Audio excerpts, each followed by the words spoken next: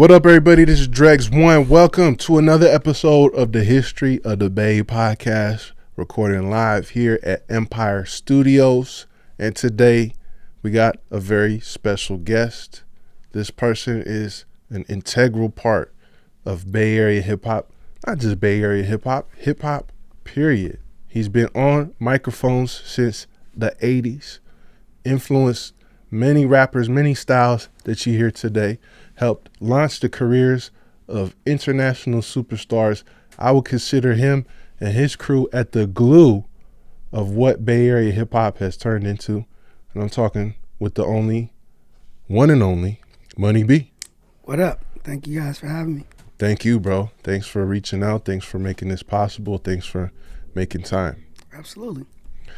This is a big deal for me. There's a lot to talk about, but one question that I always ask people that on this podcast a lot is what their first introduction to Bay Area hip hop was. And for me, part of that was Digital Underground, Freaks of the Industry. Nice. When I was too young to know exactly what you was talking about, but I knew it sounded cool.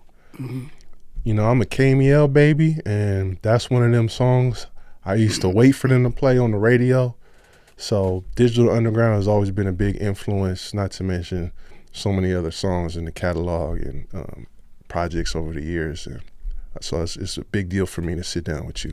I appreciate it. And before we jump in, I want to address what you just said about Freaks of the Industry. So what's interesting about that song is that people always, I hear that a lot. It's like, you know, I wasn't supposed to be listening to that. Right. It was kind of this and that. But the craziest part about Freaks of the Industry is we don't cuss at all in that song. Think about it. We don't cuss, and we don't, you know, it's suggestive, but it's not, what's the word I'm looking for? It's not graphic or, you know, like we're not saying it like that. And it was intentional because, you know, Shock, when we made the song, he was like, you know, at the time, you had 2 Live Crew, Too Short, and, you know, a bunch of rappers that was always talking about, I'm going to get mine and lead a girl on the side of the road, kind of like, you know, it's all about, let me get mine, I'm going to dog her out the worst way. And he was like, bro, nobody's made a song about actually letting the girl get hers as well. It's like a mutual type of thing, like, let's both get it. And he was like, if we don't do it, somebody's going to do it. And so that was kind of how that happened. But I'm always not amazed, but it always kind of trips me out when people are like, man, you know, I wasn't supposed to be listening to that. Because we never cussed, and there were worse songs that were blaring out of radios at the time. So Yeah, I guess compared to what is mainstream music now. And then you try to compare it. Yeah. But even then, like I said, we had 2 Live, we had Short, we had Bust Down from New Orleans, and the Ghetto Boys, and people that were really going off like that. Yeah, I just remember hearing the lady moaning in the background, like, oh. Yeah. Well, we got a lot to talk about, but I want to make sure that people go check out some of your latest work. So I want to start with that because you got a new single out right now.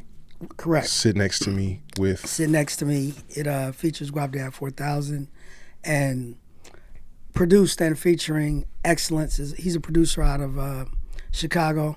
He's a 2-time Grammy-winning producer, so he's done stuff with Kanye and Wiz Khalifa. He does stuff for what's his name? NLE Chopper, and Yo Gotti. You know, he's been putting in the work, and he's dope. So got with him, and you know, when I heard the track, I kind of, after I laid the vocals, I should say, you know, with the flow that I use, kind of smooth, and I thought of Guap. You know, Guap to me is the now version of me in a sense. You know what I mean? He got a super crazy sense of humor. He got the smooth flow, and he got bars, right? And he's his own. He has his own style, and you know, it kind of, at least in my mind, that's what I thought I was back in the day. So you know, it was only natural. That's the bro. So hit him, and he was like, next day on it, and it came together so smooth. And when we did the video, it was even more like naturally, organically dope. So, you know, I'm real proud of what we did. Is the video out now too? The video is actually not out yet. Okay.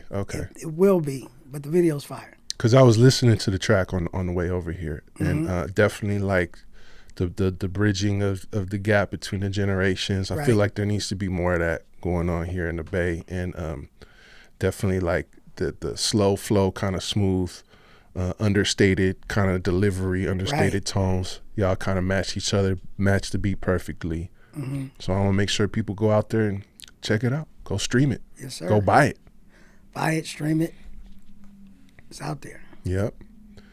Well, since this is the history of the Bay, I always start at the very, very, very beginning. Money B, where were you born and where did you grow up? I was born in Philadelphia, Pennsylvania. So I grew up sort of on both coasts, meaning my dad was in the Black Panther Party. He joined the party in Philadelphia, I want to say 1970 or 71. He worked, he was in the party doing service. And then 71, he got asked to come to Oakland and work, out of the Oakland chapter with Huey and them. And in 73, I believe he came back and got me and my mom and brought us to Oakland. And been here ever since. But growing up, I would always go back east every summer to Philadelphia and New Jersey. That's where most of my family, at least that I knew growing up, was. So I always felt like when it came to hip hop, that kind of gave me like a broader scope of hip hop, not just being from one place, meaning actually, going back and forth. And remember, there was no internet back in the day. So it would take a while for music to migrate across the country. Sometimes if a record was hot, say on the East Coast, it could take a few months before it picks up over here. So I would go back and make tapes. I would have stuff early and bring it back. Like, y'all ain't got this. But then on the flip side, when I would go to Philly, I would take tapes of, Too Short and Egyptian Lover and Toddy T and things like that and try to turn them on to what we had going on out here. So it was a balance. It was a unique balance that I don't think a lot of people experienced the way that I did. Yeah, I mean, Philly and the Bay are both very unique hip hop cities. Absolutely. And they both have like really their roots go way back. Yeah, they each have their own unique history. Right? Yeah. So like over here in the Bay, I imagine that around the time we had Too Short was around the time that Philly had Schoolie D. Correct. Some of the other early crews that was out Ram there. Squad. You had DJs like what's the fool's name? He won I don't know if you guys remember the DMC battle back in the day, which eventually we took over out here. Right. Shout out to Q-Bird and all that. Yeah, with all them. But before that, it was like DJ Cash Money, DJ, I want to say his name was DJ Wiz, and even Jazzy Jeff. Right. So back then, Philly was known for the DJs more so than anything. And, I got to see that stuff. That's dope. And growing up as a Panther cub, if you will. Correct. What type of influence did that have on your childhood?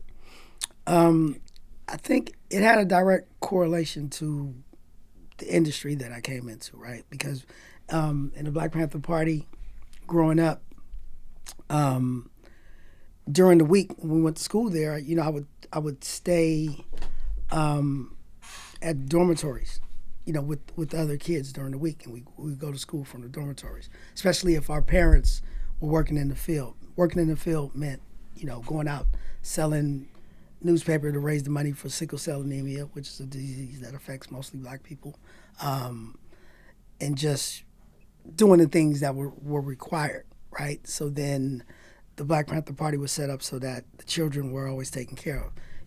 Black Panther Party started the first free breakfast, free lunch program, a lot of activities that would happen after school. So we spent a lot of time with each other. And we were also taught growing up that more than anything, it's what's best for the collective. So that in itself, when I came into Digital Underground, we were a huge collective. So I was already my mind was already trained to, even though I had aspirations, everybody does as an individual. You know, if you're a rapper, you want to be the best guy or whatever. But I was raised to do what was best for the collective. So it was, for me, being in a group like that, it wasn't a departure from what I had already been raised to do. So it wasn't a struggle, meaning, you know, and I've seen some people struggle in that environment where, you know, they might have been an only child or they just weren't taught to play well with others per se, or they just have that attitude, the me attitude, which would never have worked with us. And it was never a struggle for me to want what was best for the group, or even what's best for the next person, knowing that if they do well, normally, high tide raises all boats, right? So if they do well, then eventually I'll do well because they'll come back and get me, or just the visibility of one of us doing really well shines the light on all of us. Yeah, that sounds like a pretty strong principle of the Panthers, like the party. Correct. above the individual. So I could see how that would translate into being part of such a large collective with so many different people and personalities as Digital Underground.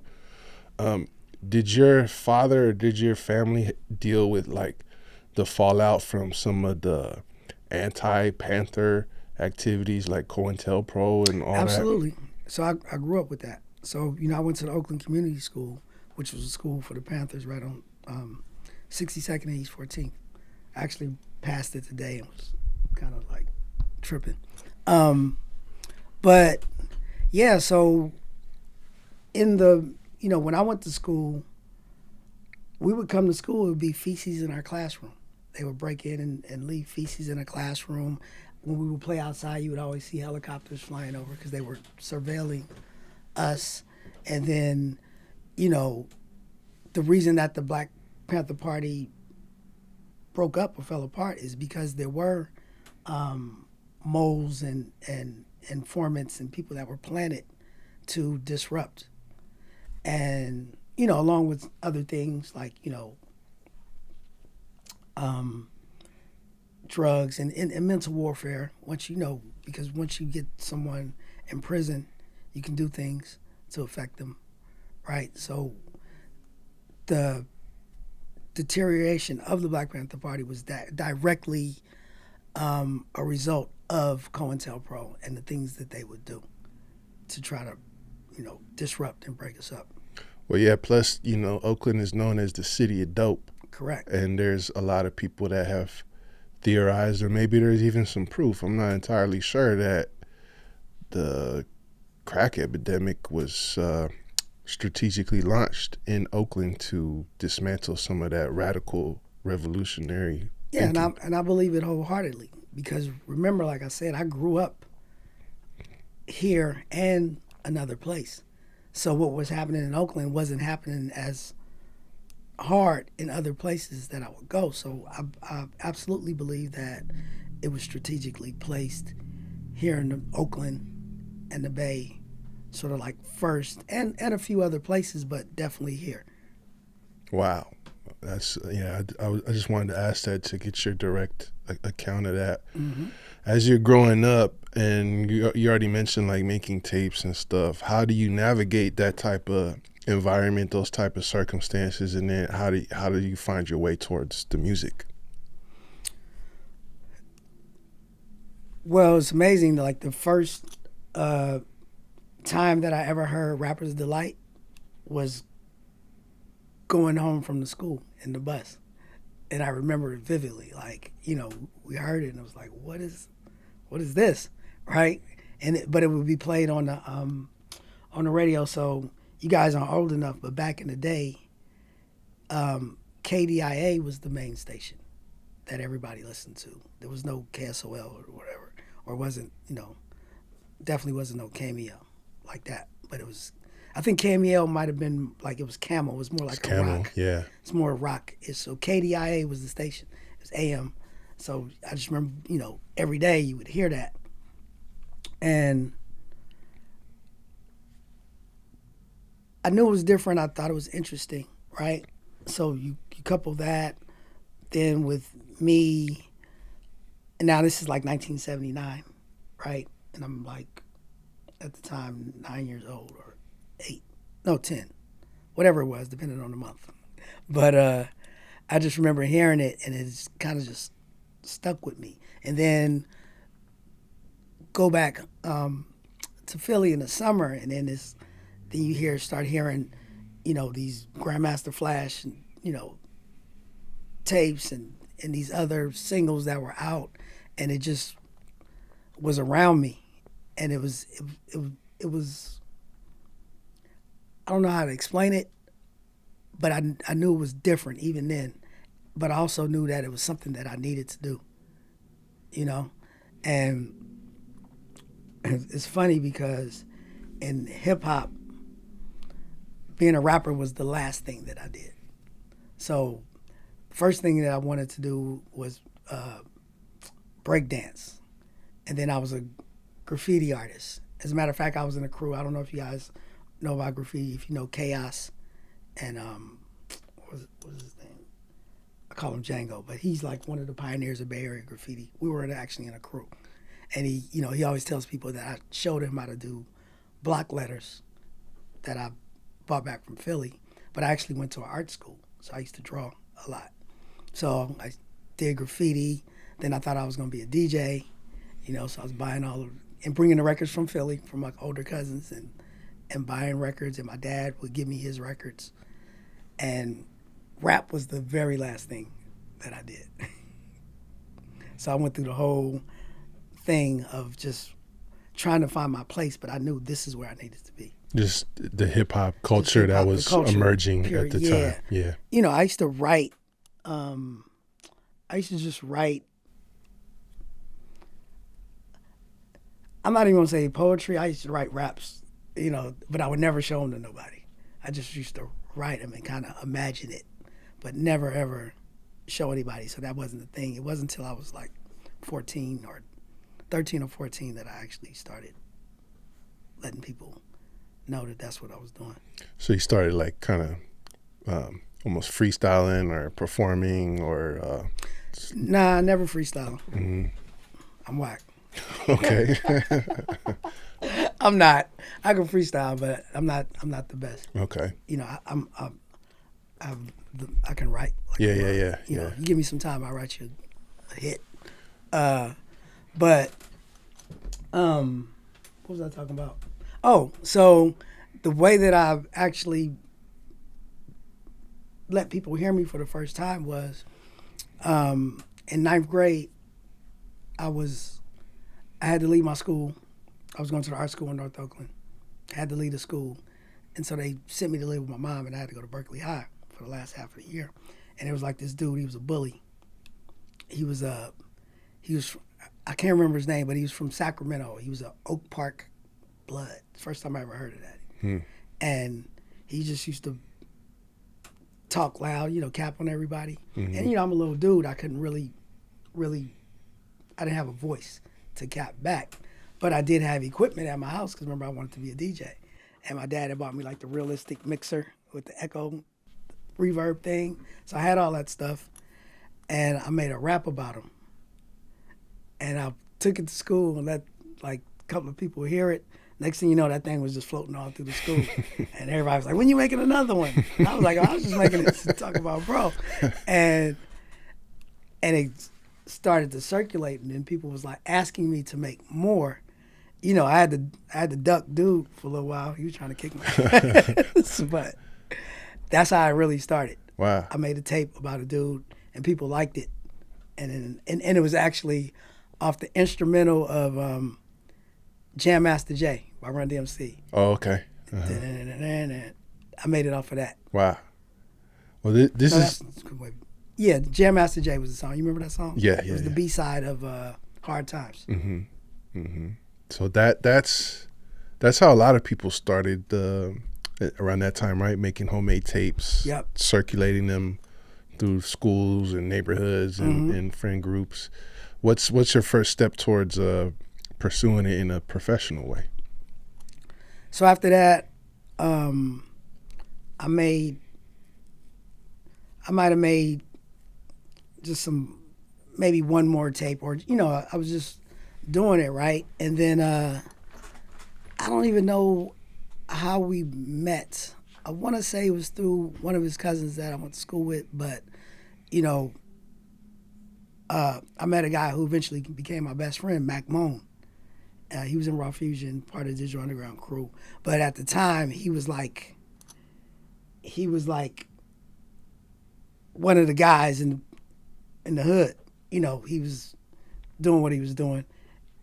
So he was like, but he was into hip hop. He wanted to do it, and we used to hang and we would make tapes, but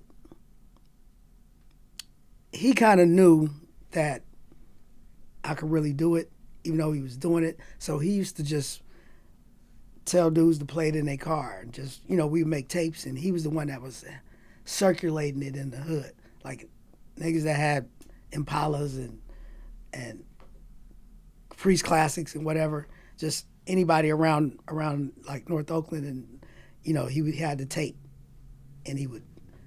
I don't know if we were selling them, but at first we was just giving them away. So now dudes was actually playing our tapes that we knew, and then we started doing like talent shows around the way, performing at churches and just whatever. So by the time I was like 15 or 16, people were telling me that I was good enough to do it. They was like, man, you need to make a record. Now, you got to remember, back in 85, 86, the environment was, the biggest rappers were LL Cool J, Roxanne Shante, the Fat Boys.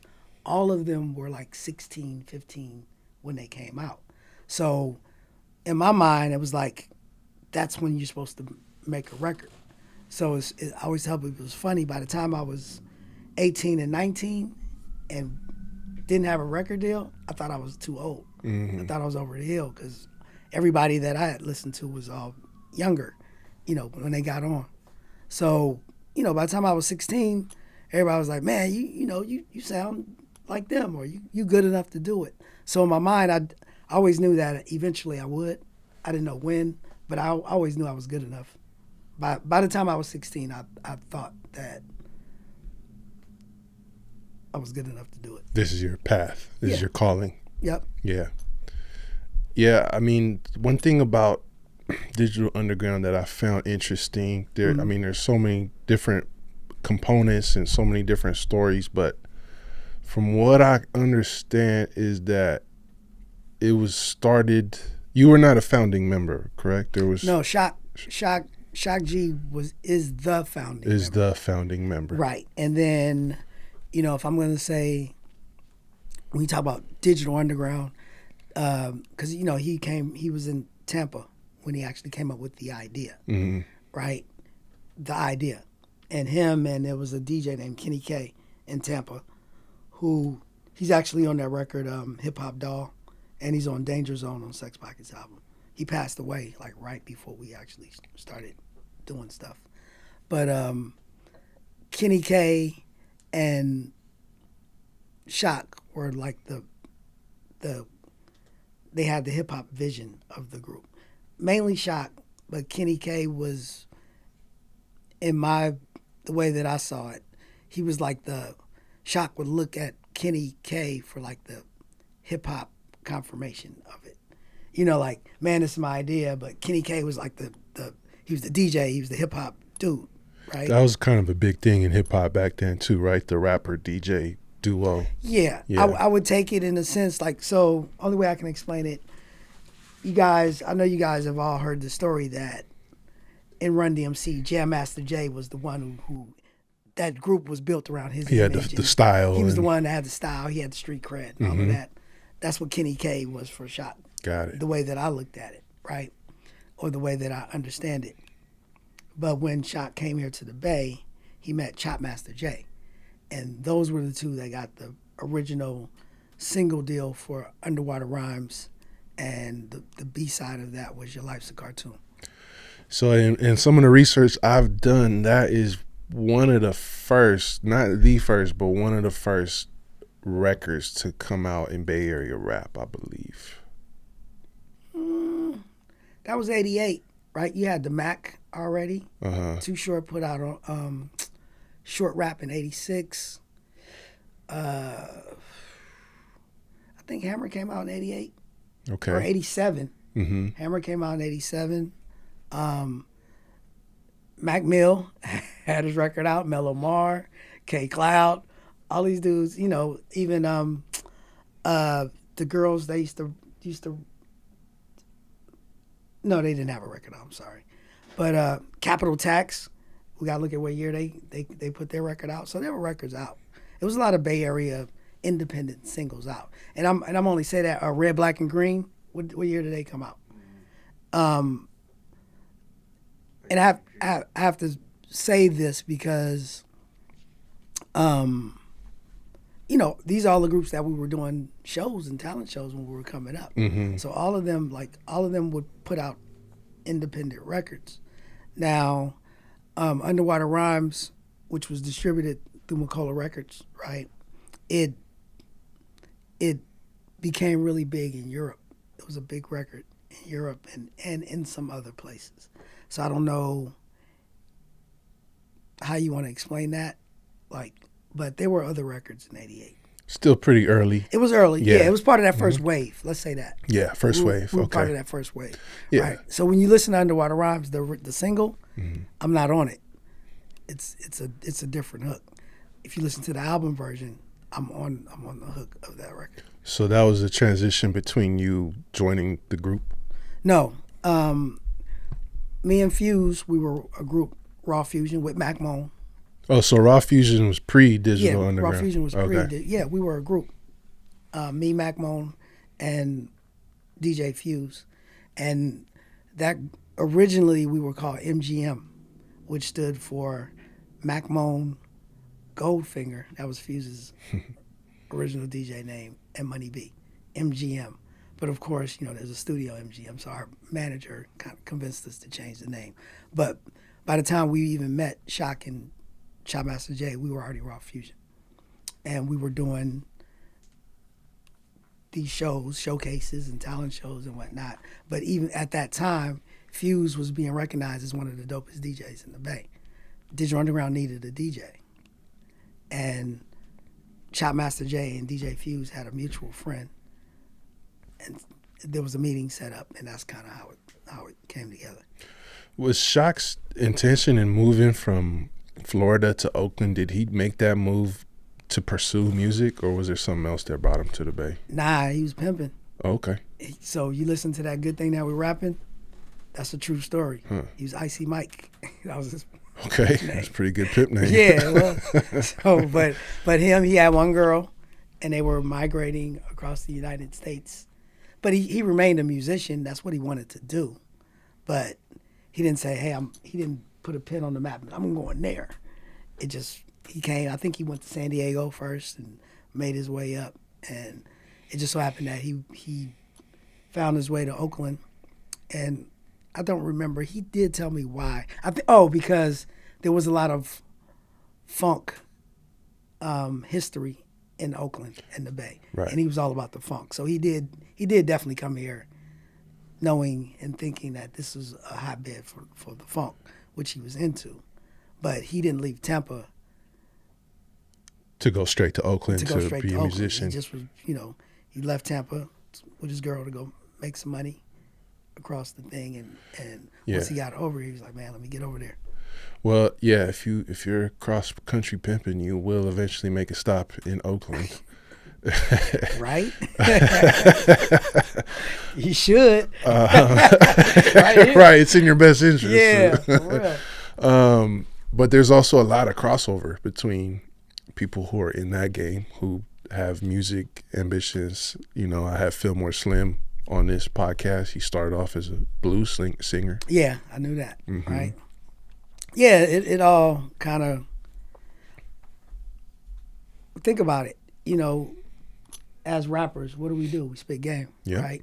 What do you do when you communicate. Yeah, communicate. Yeah, mouthpiece. Yeah. That's what it's about. You make shit sound good. Yep. So really it's about making money off your spit. Mm-hmm. You feel me? So either or, it's kind of like all in the same wheelhouse. Yeah. So either could be either. You know, your best pimp could easily be the best rapper, and vice versa. You know, it's about, you know, ism and making somebody believe.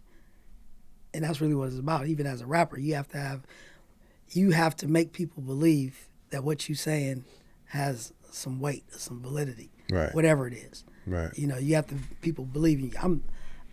I'm the best. They got to look at you and like, yeah, you kind of sound like the best. You know what I mean? Yeah, right. They got to have that. Mm-hmm. And you know, when you working at Blade, you got to convince people to do it for you. Yeah.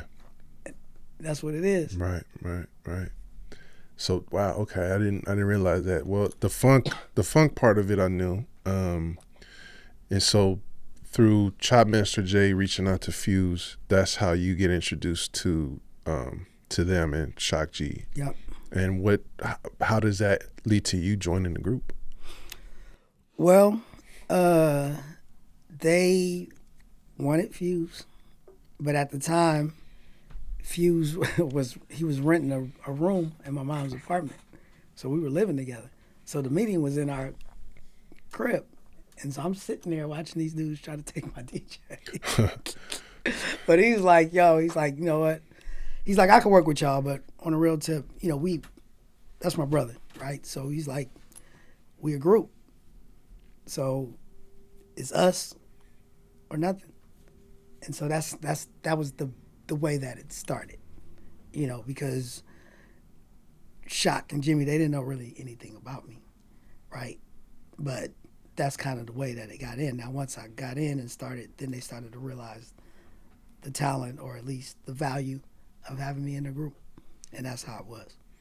Yeah, that's pretty solid that Fuze did that, but also it makes sense musically, like seeing what was to come later, because on the mic, like Shock is very smooth, and I mean you are as well, but like the vocal tones, there's a lot of like y'all complement each other really well, right, on tracks. Yeah, and then I used to always tell a story like, you know, Shock didn't like me as a rapper. He just wanted Fuze, and then me and Shock had a conversation much later, like, you know, pretty much not long before he passed away, and he was like, if I thought you was whack, you wouldn't have been in the group. I would have just not used Fuze. So Okay. So he was like, it wasn't like that. Yeah. He was just like, he just didn't know.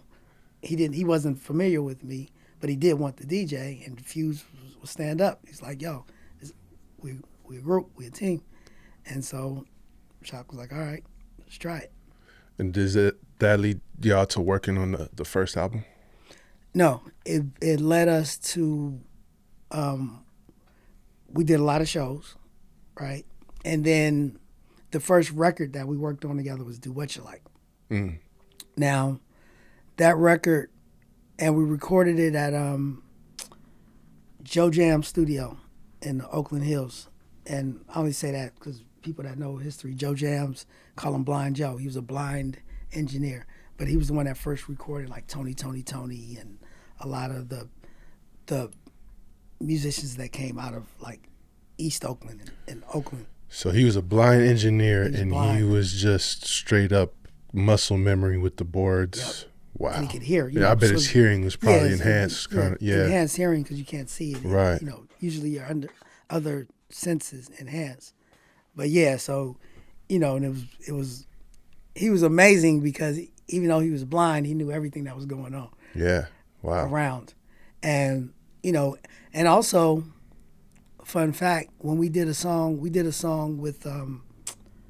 X-Clan, Close the Crack House. It had X-Clan, Public Enemy. And when they came to Oakland to record that. We took them and recorded that with Blind Joe Jams up in Golf Links, up in the Oakland Hills somewhere. Even Too Short did some of his first stuff up there too.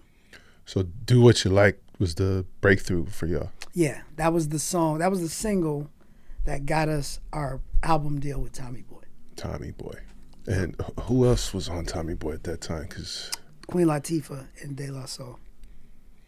Yeah, because one thing about Digital Underground, right? Like a lot of Bay Area groups are not, no pun intended, super underground, and not doing the independent circuit, not really messing with major labels, some here and there, but we're known for just being independent and kind of like regional. Right. But y'all like launched nationally pretty early and like pretty well ingrained into what was going on in hip hop at the time. Mm-hmm. How did that come together? Like getting on that type of platform. I think that so remember, Underwater Rhymes did well. It did okay, and then so it caught the attention of and I would say even back then, we always like to say that nobody looks at the Bay or nobody looks at whatever, but at that time, hip hop was new enough to where people were just looking to wherever it was, right? And our manager, Atron Gregory, who actually founded TNT Records, which is the label that Digital Underground was actually on, was also the manager and the label that Tupac was signed to. He got his start working for Jerry Heller. So he was the road manager for Ruthless Records. So he road managed JJ Fad, NWA, Miss LA. So I would have to believe just him working in that situation, he probably gained some relationships within the industry so he could set up those type of meetings.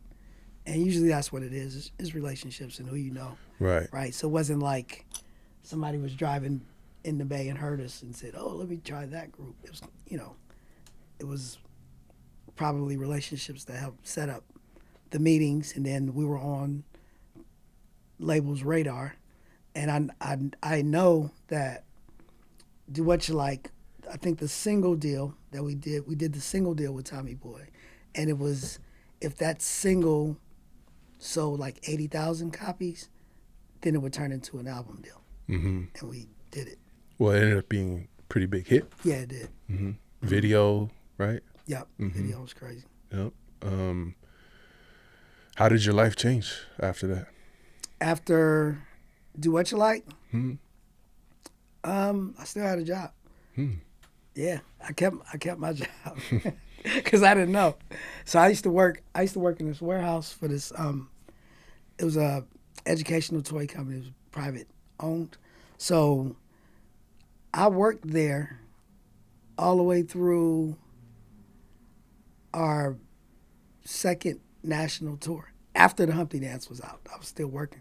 So, Doowutchyalike was big in Europe.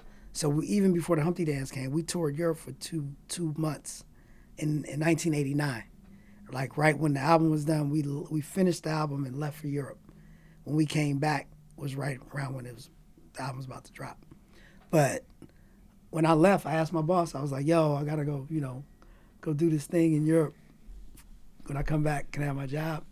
And he was cool, and I was a good employee, and so I got my job back.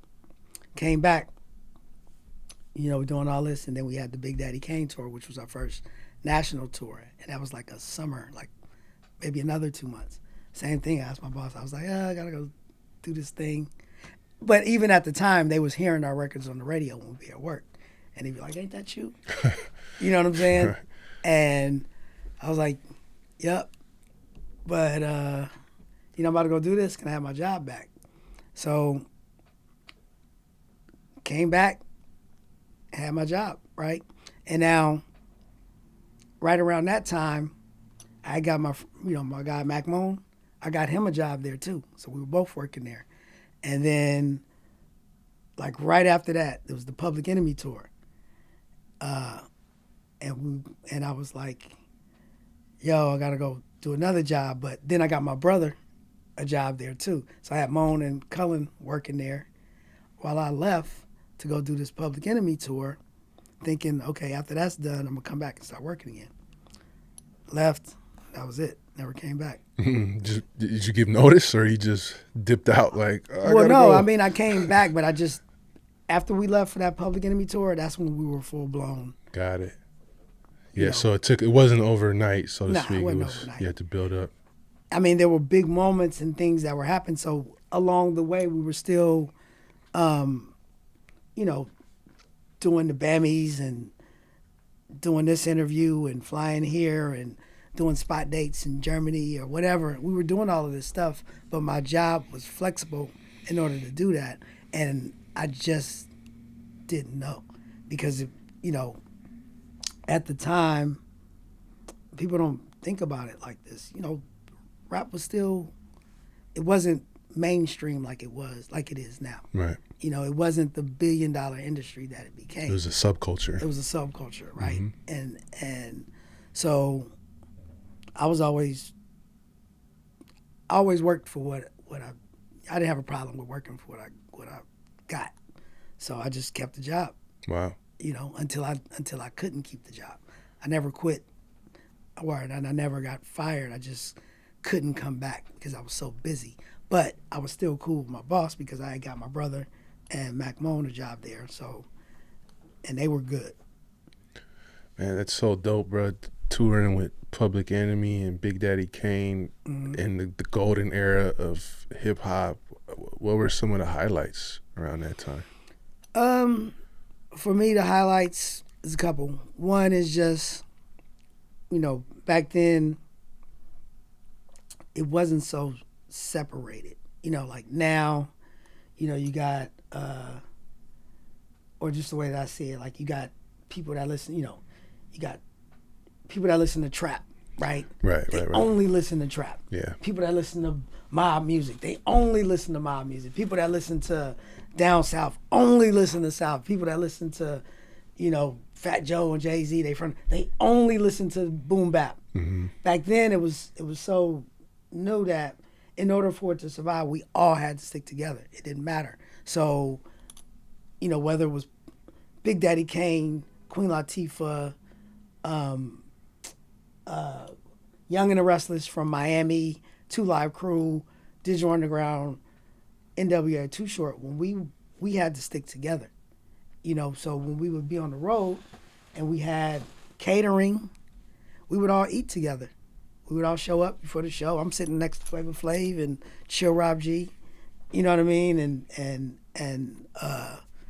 you know, whatever, you know, because you travel and you go into different regions, you would pick up groups in that region that was popping to perform. So, you know, whoever, like, we were all together. Now, I don't believe that that's even possible because people are just so fixated, like, this is their thing, this is their identity of this is what I do. So they're not even open to hear other types of music.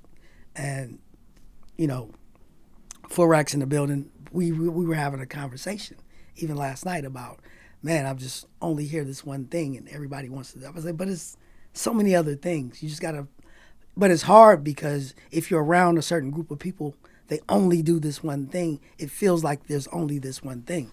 But then you get around another group, they're doing this other thing, and they probably think it's only this one thing. But if you're new to that group, it's new to you, right? It's fresh.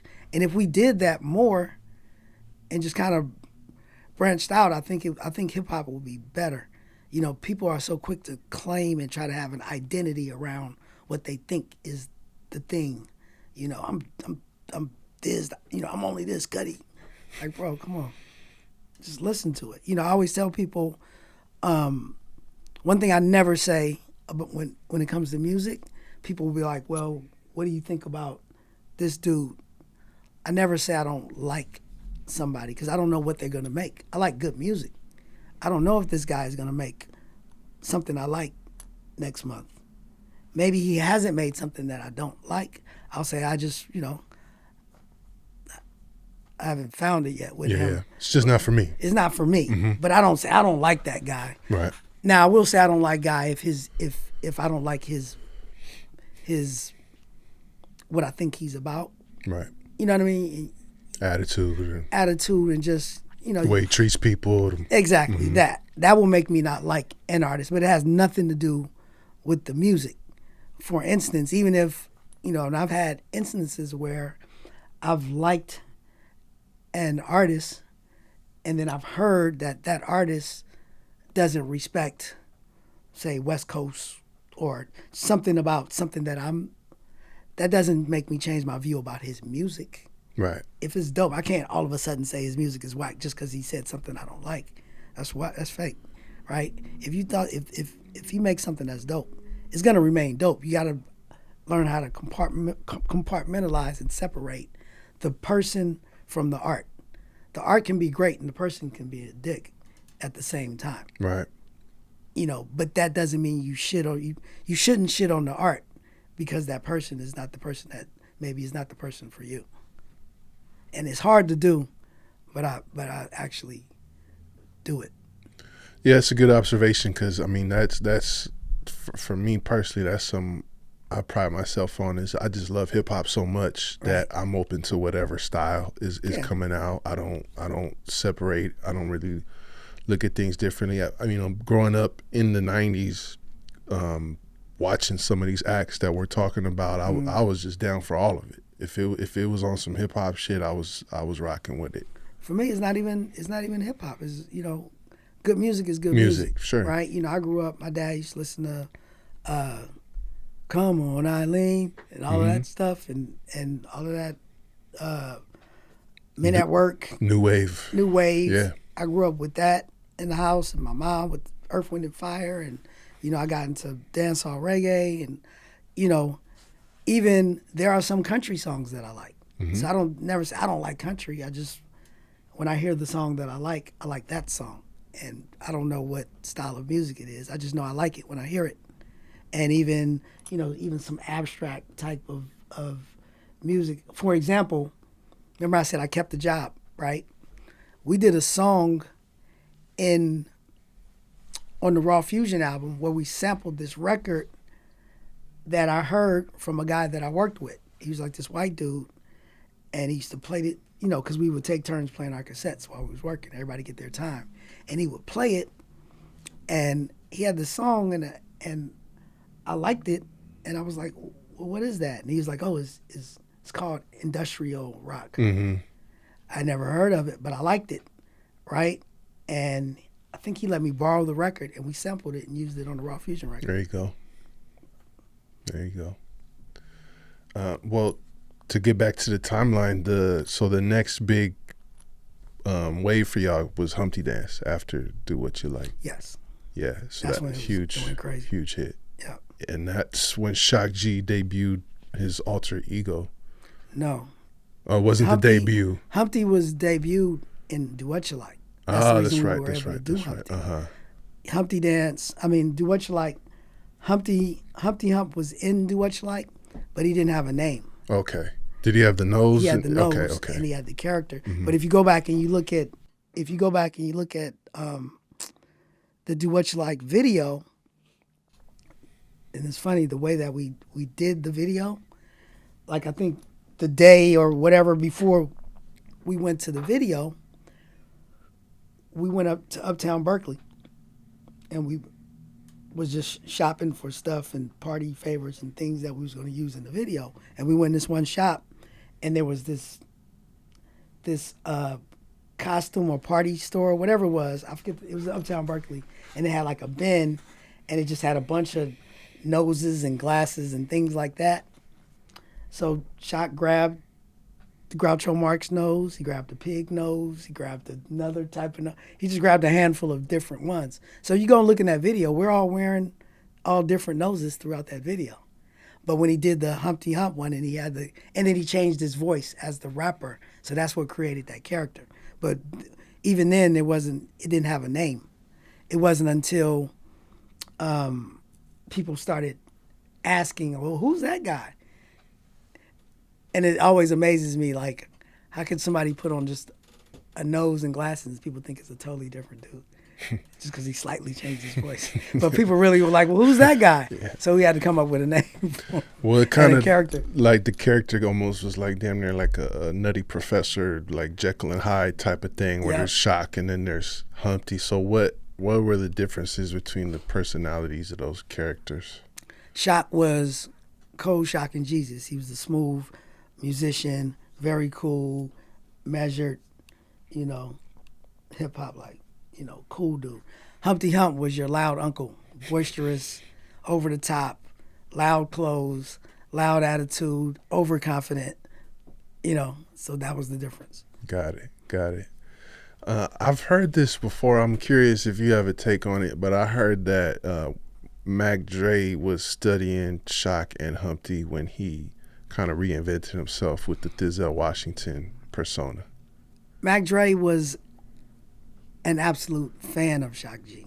He liked him. Now, how much?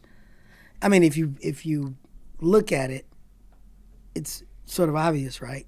Because even I get stupid, shoot an arrow like Cupid.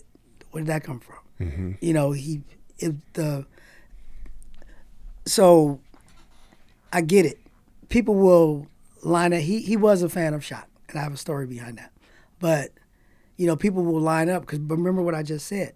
Humpty Hump was just the overconfident, loud clothes, and just like overly sauce. What was Mac Dre? He was exactly that. Now that's not to say that he just jacked his style, but he was that. And maybe because he was that, he was a fan of that because he saw something that was what he was also. So he's like, I like that. But he was. I remember one time, because for a while I had bought my mama a house in Vallejo, so I stayed out there. And one time, and Shock was living in Sacramento, and at the time, Dre was living in Sacramento. But I got the word, I was going up there, and Dre wanted to meet Shock, and Mac Dre had set it all up in the strip club with the, we were supposed to go meet him, and he had it all set up, and I was, you had like the little Motorola talking to him. I'm like, yeah, I'm getting up there, pulling up. Get to Shock. Now Shock, if you know Shock, he's really all about the art and the music. He didn't really follow who was super popular or the trend. So he knew who Mac Dre, but he didn't know the impact of Mac Dre. Now this is maybe like around 2002, I want to say. So, and Mac Dre was probably at his height in like 93, 94, right?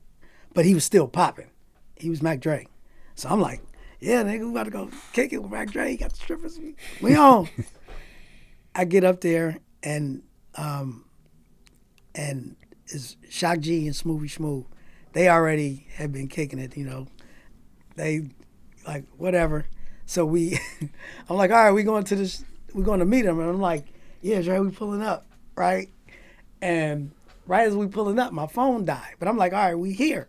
We get in the parking lot of the strip club, and Shock is driving the car, and Smooth, and they just clowning. I'm like, all right, y'all, come on, let's go. It's about to be lit.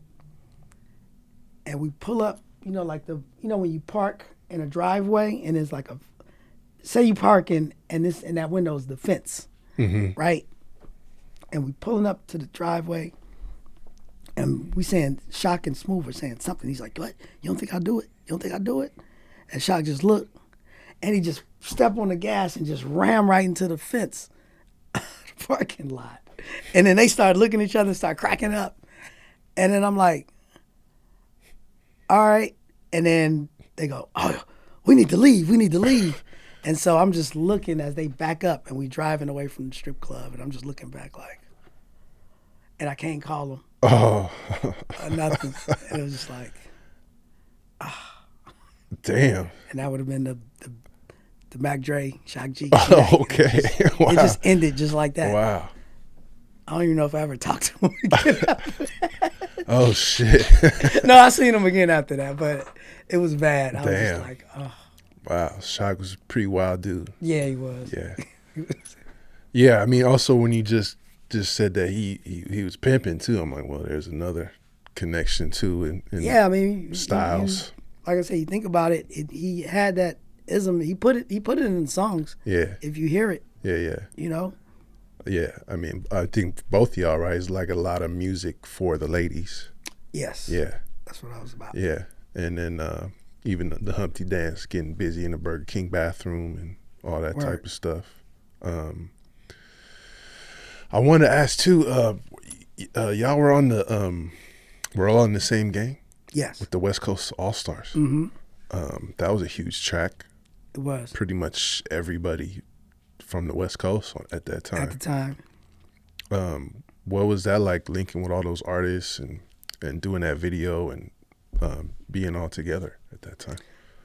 It was dope.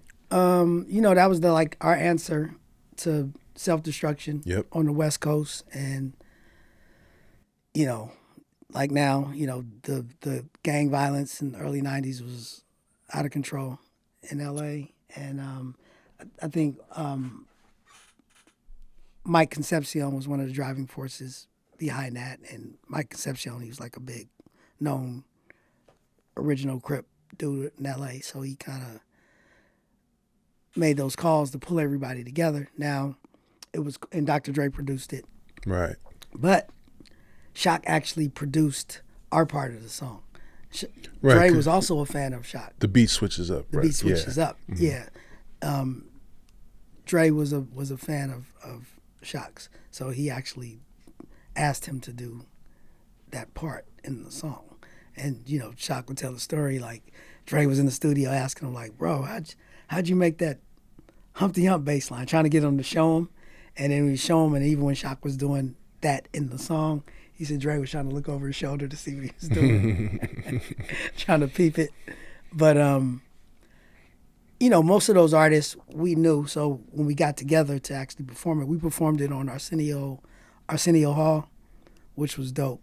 And that's probably my fondest memory of doing that song is when we all were together and performed it, and we were just all kicking it and clowning and having fun in the green room. Yeah, it's powerful because that was y'all, NWA, yep, King T, Above the Law, Body and Soul, Def Jeff, Young MC, Ice-T, MC Hammer, 357. Who am I missing? Tone Loc. Tone Loc was probably the biggest. Him and Hammer were the biggest stars on that. I know I'm missing somebody, but yeah. Miss LA. Yeah. Yep. So that was dope. Just hanging out with those guys. And even when we did the video, like the main video was shot in Nickerson Gardens in LA, but we were on tour when they shot the video. So if you go look at the video, ours is done separate from everybody else's. Yeah. We just had to shoot we were on tour, and we actually had a show on our tour in LA, and we were in LA for like 2 days. So on our stop in LA, we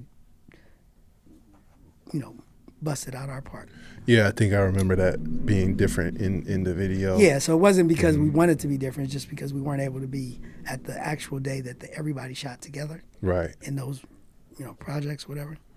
Well, as y'all are becoming part of this blueprint for hip hop, I feel like Digital Underground is really, like I said earlier, becoming an incubator in the Bay Area because there's just so many careers and so many talents that started through your crew. Mm-hmm. And possibly, the most monumental would be Tupac's. Right. How did he end up? And I just tripped. I just now realized that you're a Panther child, and so is he. Right. How did he end up coming around and being part of the group? He was actually signed by H. and Gregory to TNT Records. He was in a group called Strictly Dope with Ray Love and DJ Diz, and Ray Love went on to have solo success too. But they were signed on, so Strictly Dope and Digital Underground were the two acts on TNT Records. So even when we were doing Doowutchyalike and all of the first stuff, he was around. He was just in another group. And for whatever reason, I'm not sure, but I think because Ray was too young and his parents didn't want him, something happened with it. Strictly Dope broke up. They couldn't continue as a group. But Atron retained Tupac as a solo artist. So we were, they were all part of our collective crew for a while, even before he got in the group. But it's just that when we did our first national tour, Pac had already been signed to Atron for 2 years, and he didn't have a deal. So he's getting restless, and Atron feared that he would lose him, and so he needed him to do something to get him busy. And we were about to go on this national tour, and then he asked if we could bring him along. And of course, he was already part of the crew, so it was a no-brainer. Like, yeah, of course. And from there, just being a touring member, and we already knew he had talent, but from a touring member, it evolved in him becoming a recording member of the group as well. Yes, so was that the Public Enemy tour that you had mentioned? That was the Big Daddy Kane tour. Big Daddy Kane. Oh, so pretty much the first national damn tour. near from the beginning. From the beginning, Uh-huh. yeah. He just wasn't on Sex Packets. Okay. Because we recorded it when he was still Strictly Dope. Got you. But he was around. Okay. So he was around, in essence, almost from the very beginning. He just wasn't officially in the group, but he was part of our crew. Yeah, because I thought I had heard a story about him being on the Public Enemy tour with y'all. He was. And then there was like an incident where somebody was messing with Flavor Flav or something, and he had to bust somebody up with a bat or... No. Okay. Somebody stole Chuck D's Raider jacket. Chuck D's Raider. That was an iconic Raider jacket, too. Yeah, and we were in Oklahoma City. Mm. And it was, keep it short. I guess it may have been proved that he did. I wasn't really sure, but he did. The guy that supposedly had stole it, they caught him, and Pac took off on him. Like, yeah, I'm going to do it for the crew. The only unfortunate part about that is that Big D, who was also he was Tupac's original DJ and producer, Dion, Big D the Impossible, his brother was going to college in Oklahoma, Tulsa at the time. So the guy who did it was actually his friend that he had brought to the show. So I kind of didn't feel good about that because James, his brother, was claiming that he didn't do it.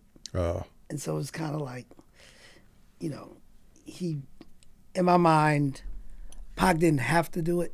He just did it showing out, like showing how he was down with Chuck D. I get it.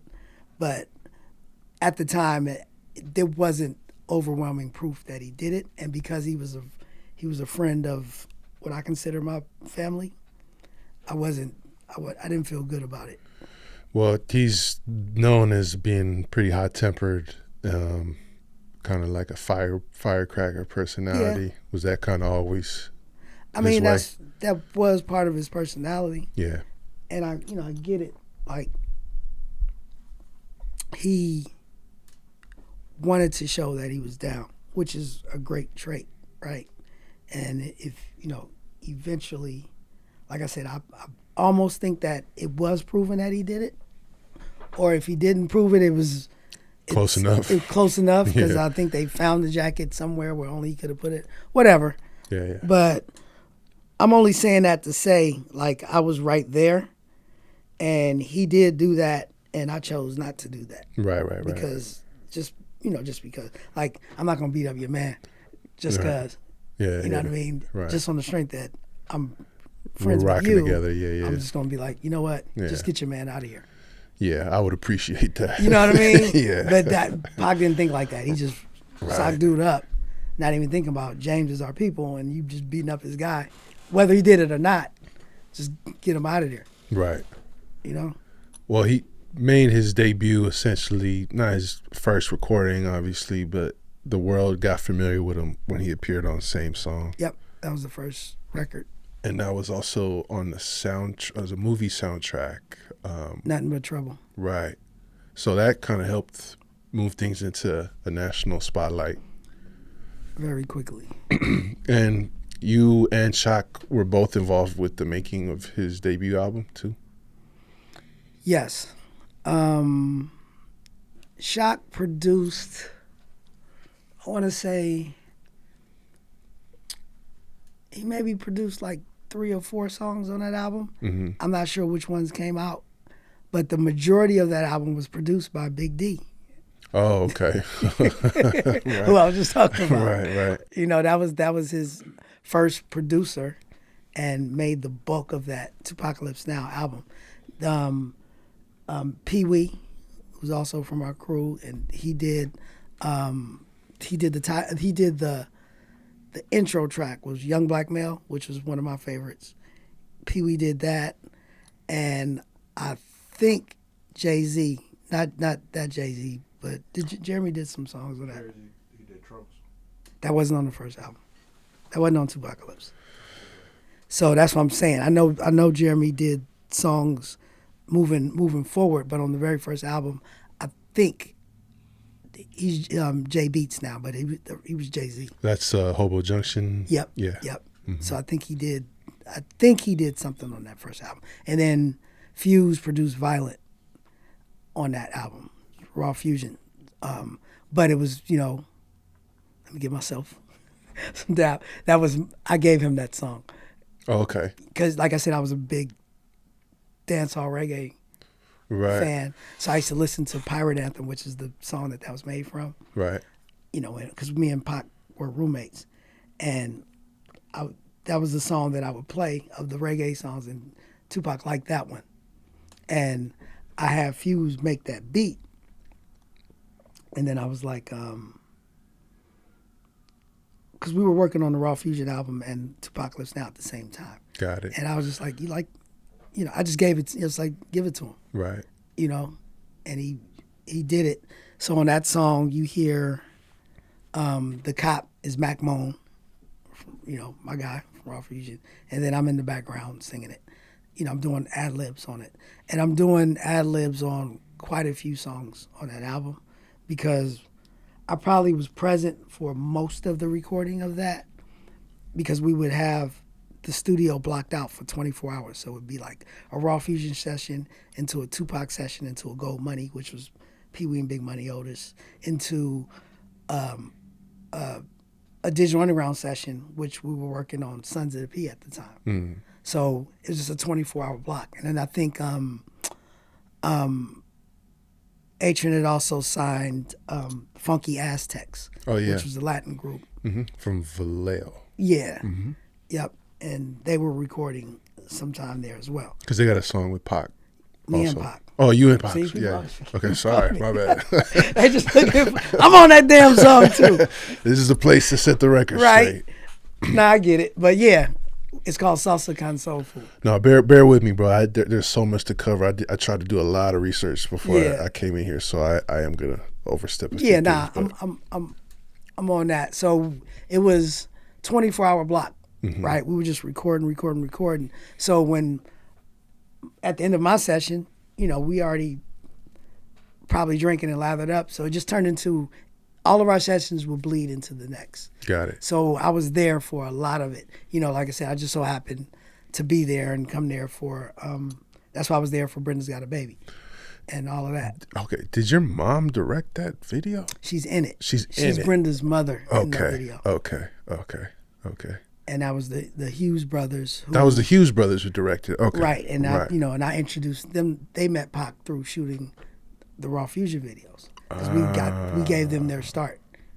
They were just in college at USC Film School, and we saw their demo, which was the drive-by at Menace to Society, and we used them for Throw Your Hands in the Air. And from there they did Rockin' to the PM. They met Pac. They developed a relationship, and then they ended up shooting Brenda's Got a Baby. Right, and you're in that video as well. Yep. Easily one of the most important rap songs probably ever. As you were working with Pac, getting to know him, did you get a sense of that revolutionary spirit and the type of impact he was going to go on to make? Did you see that in the works early on, or? Definitely, the revolutionary spirit is prevalent, right? Because that's who he was. That's what he was. Did we know that he was going to become what he became? There's no way you can know that, right? We knew that he was talented. We knew that he could be really big. We knew he had the personality, the charisma. We knew he had the work ethic. We knew he had the drive, unlike anything that we've ever seen before. He had all the tools, but then he also had this recklessness about him that even from the beginning, the questions were being asked is he going to make it or fuck it up? You know what I mean? And, but I'm sure Bob Marley's people didn't know he was going to be Bob Marley. Yeah. You know what I mean? That's just something that happens. Like, you can't plan to be an icon. Right. I mean, you want to be, but you don't. Pac didn't know he was going to be what he is. Right. I also wanted to ask, because I feel like somehow it's like a point of argument where, like, there's a debate about Tupac's roots, and I know that he moved from New York, Baltimore, Marin City, but there's that famous clip of him saying, if I'm going to claim somewhere, I'm going to claim Oakland. Right. What type of impact did the city of Oakland have on him? I mean, he said it. He gave him the game. You know,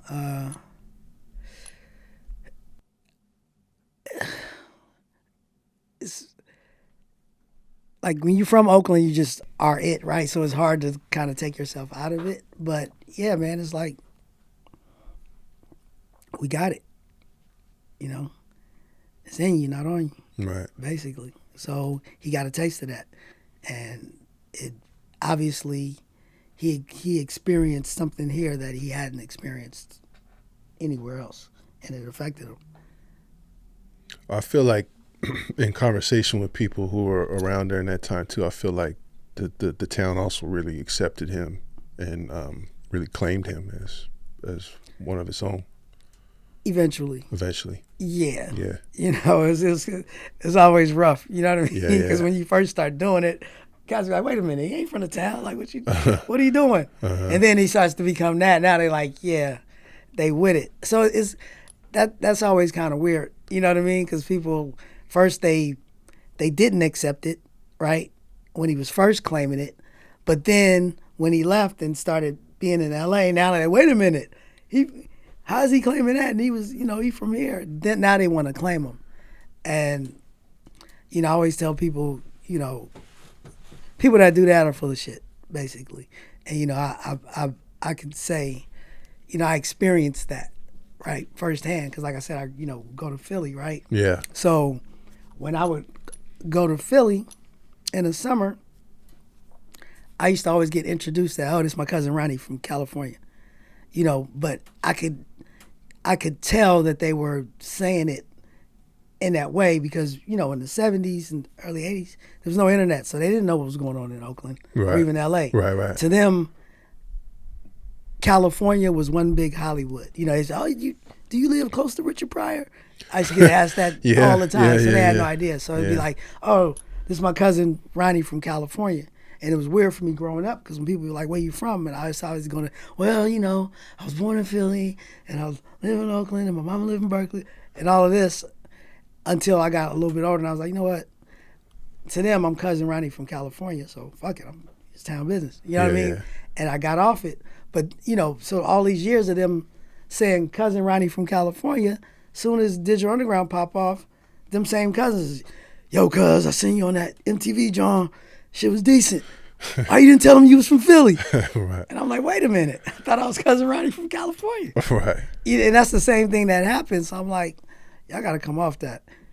If either accept him for what he is. He's a person that he traveled. He moved around a lot. He did get his game from Oakland. He loved Oakland. He claimed Oakland. And then he moved on. He still had love for Oakland. But don't get mad at somebody for growing and expanding. Just because he's in LA and he's accepting their culture doesn't mean that he's forgetting our culture. Well, he was also a fucking movie star. So living in LA and kind of moving on to these national platforms. This dude was a fucking doing runway shows in Paris. Right. And then, I never did that. Right. I mean, y'all, like, I feel like he very much stayed true to like the digital underground roots, especially with songs like, man, how am I spacing on the name of this? I Get Around, right? Which featured y'all on his second album. Yep. Video's crazy too. I heard a lot of crazy stories about Fun that day. video. Yeah. Very fun. Yeah. It looks pretty fucking fun. No, because like I always said, up to that point, the Doowutchyalike video was the funnest day of my life. Okay. Right? Until we shot the I Get Around video. Then that became the funnest day. Yeah.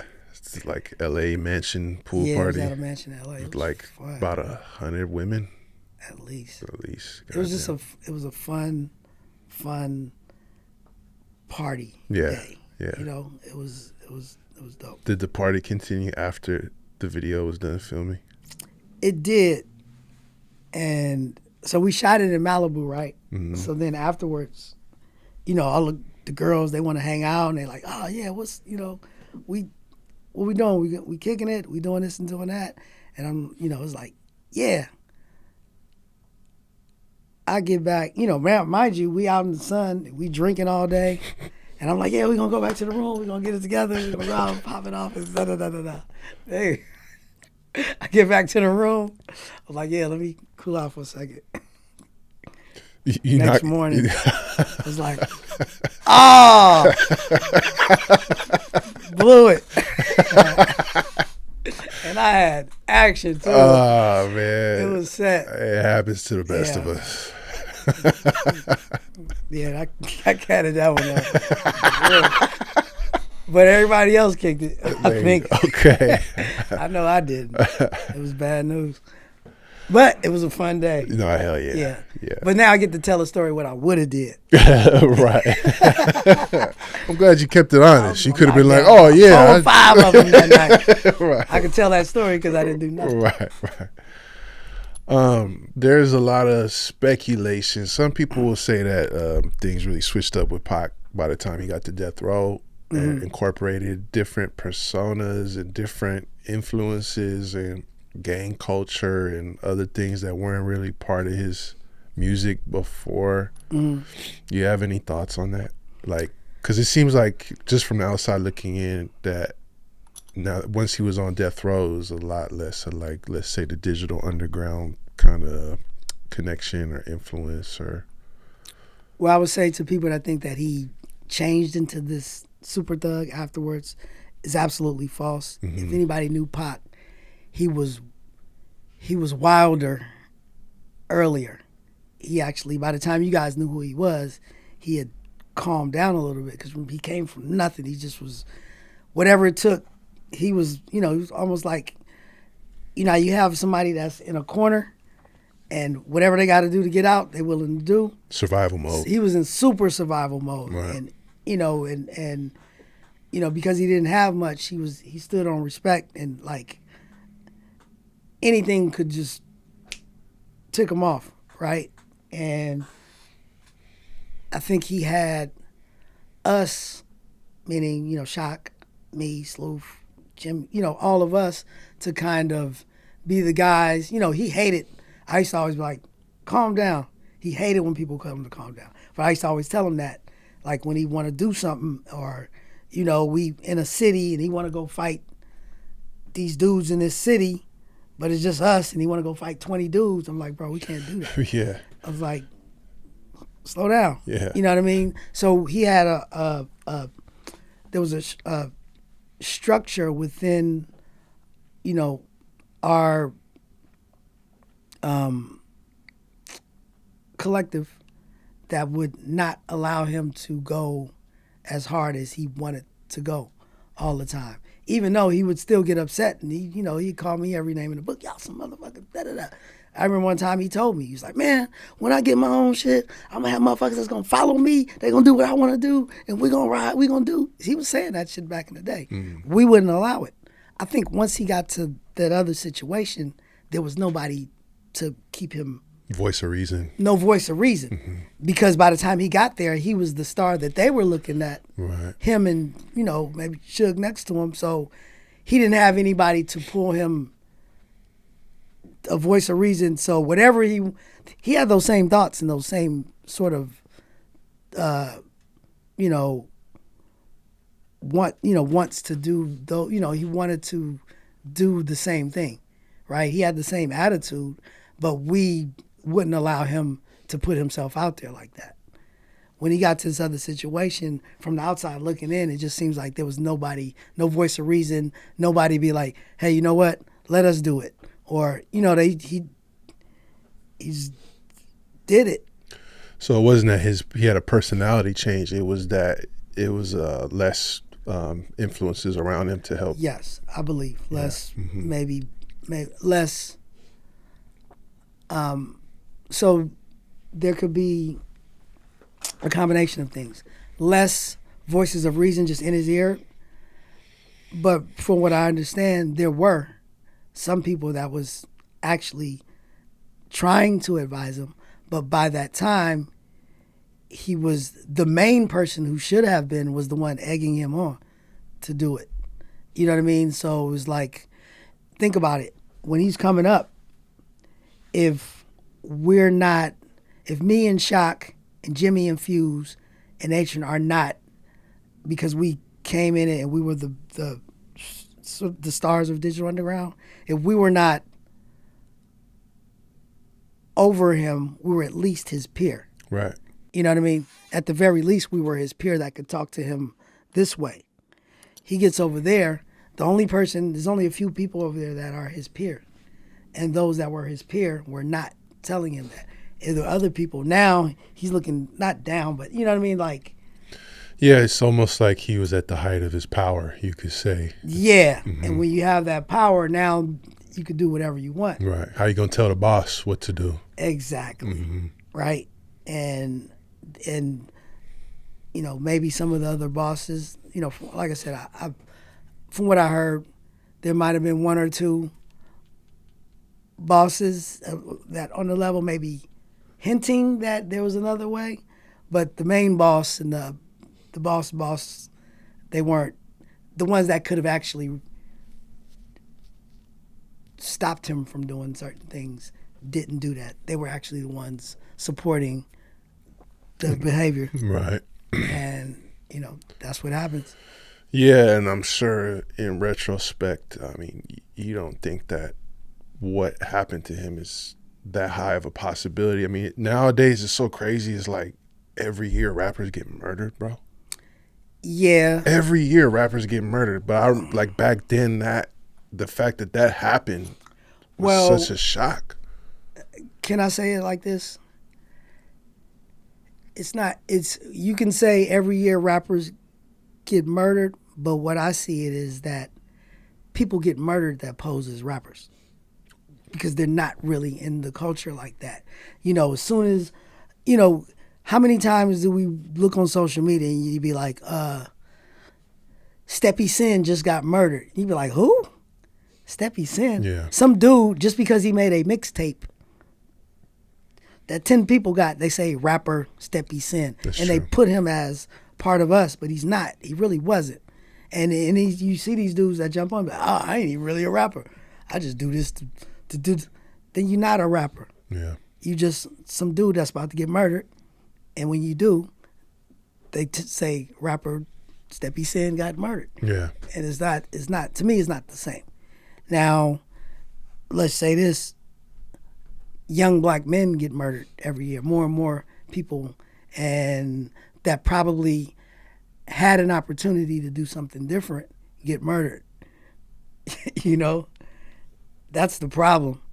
But I kind of have a problem with just because this guy dressed up and he hangs with somebody who probably is a rapper, part of their crew, he gets murdered, but he was about to get signed. But he really got signed because he was one of your hitmen. They used to sell sell dope for you, and you put him on. Yeah. Now he's a rapper, but he's not really a rapper. Or there's some artists now that people follow them because of those antics. Yeah, that's what I'm saying. They do that. Yeah. The antics are more important than the actual art. Right. Right. The art is secondary. So are they really an artist, or are they just some guy, that's doing these things, and rap is just another way that he thinks he can easily make some money.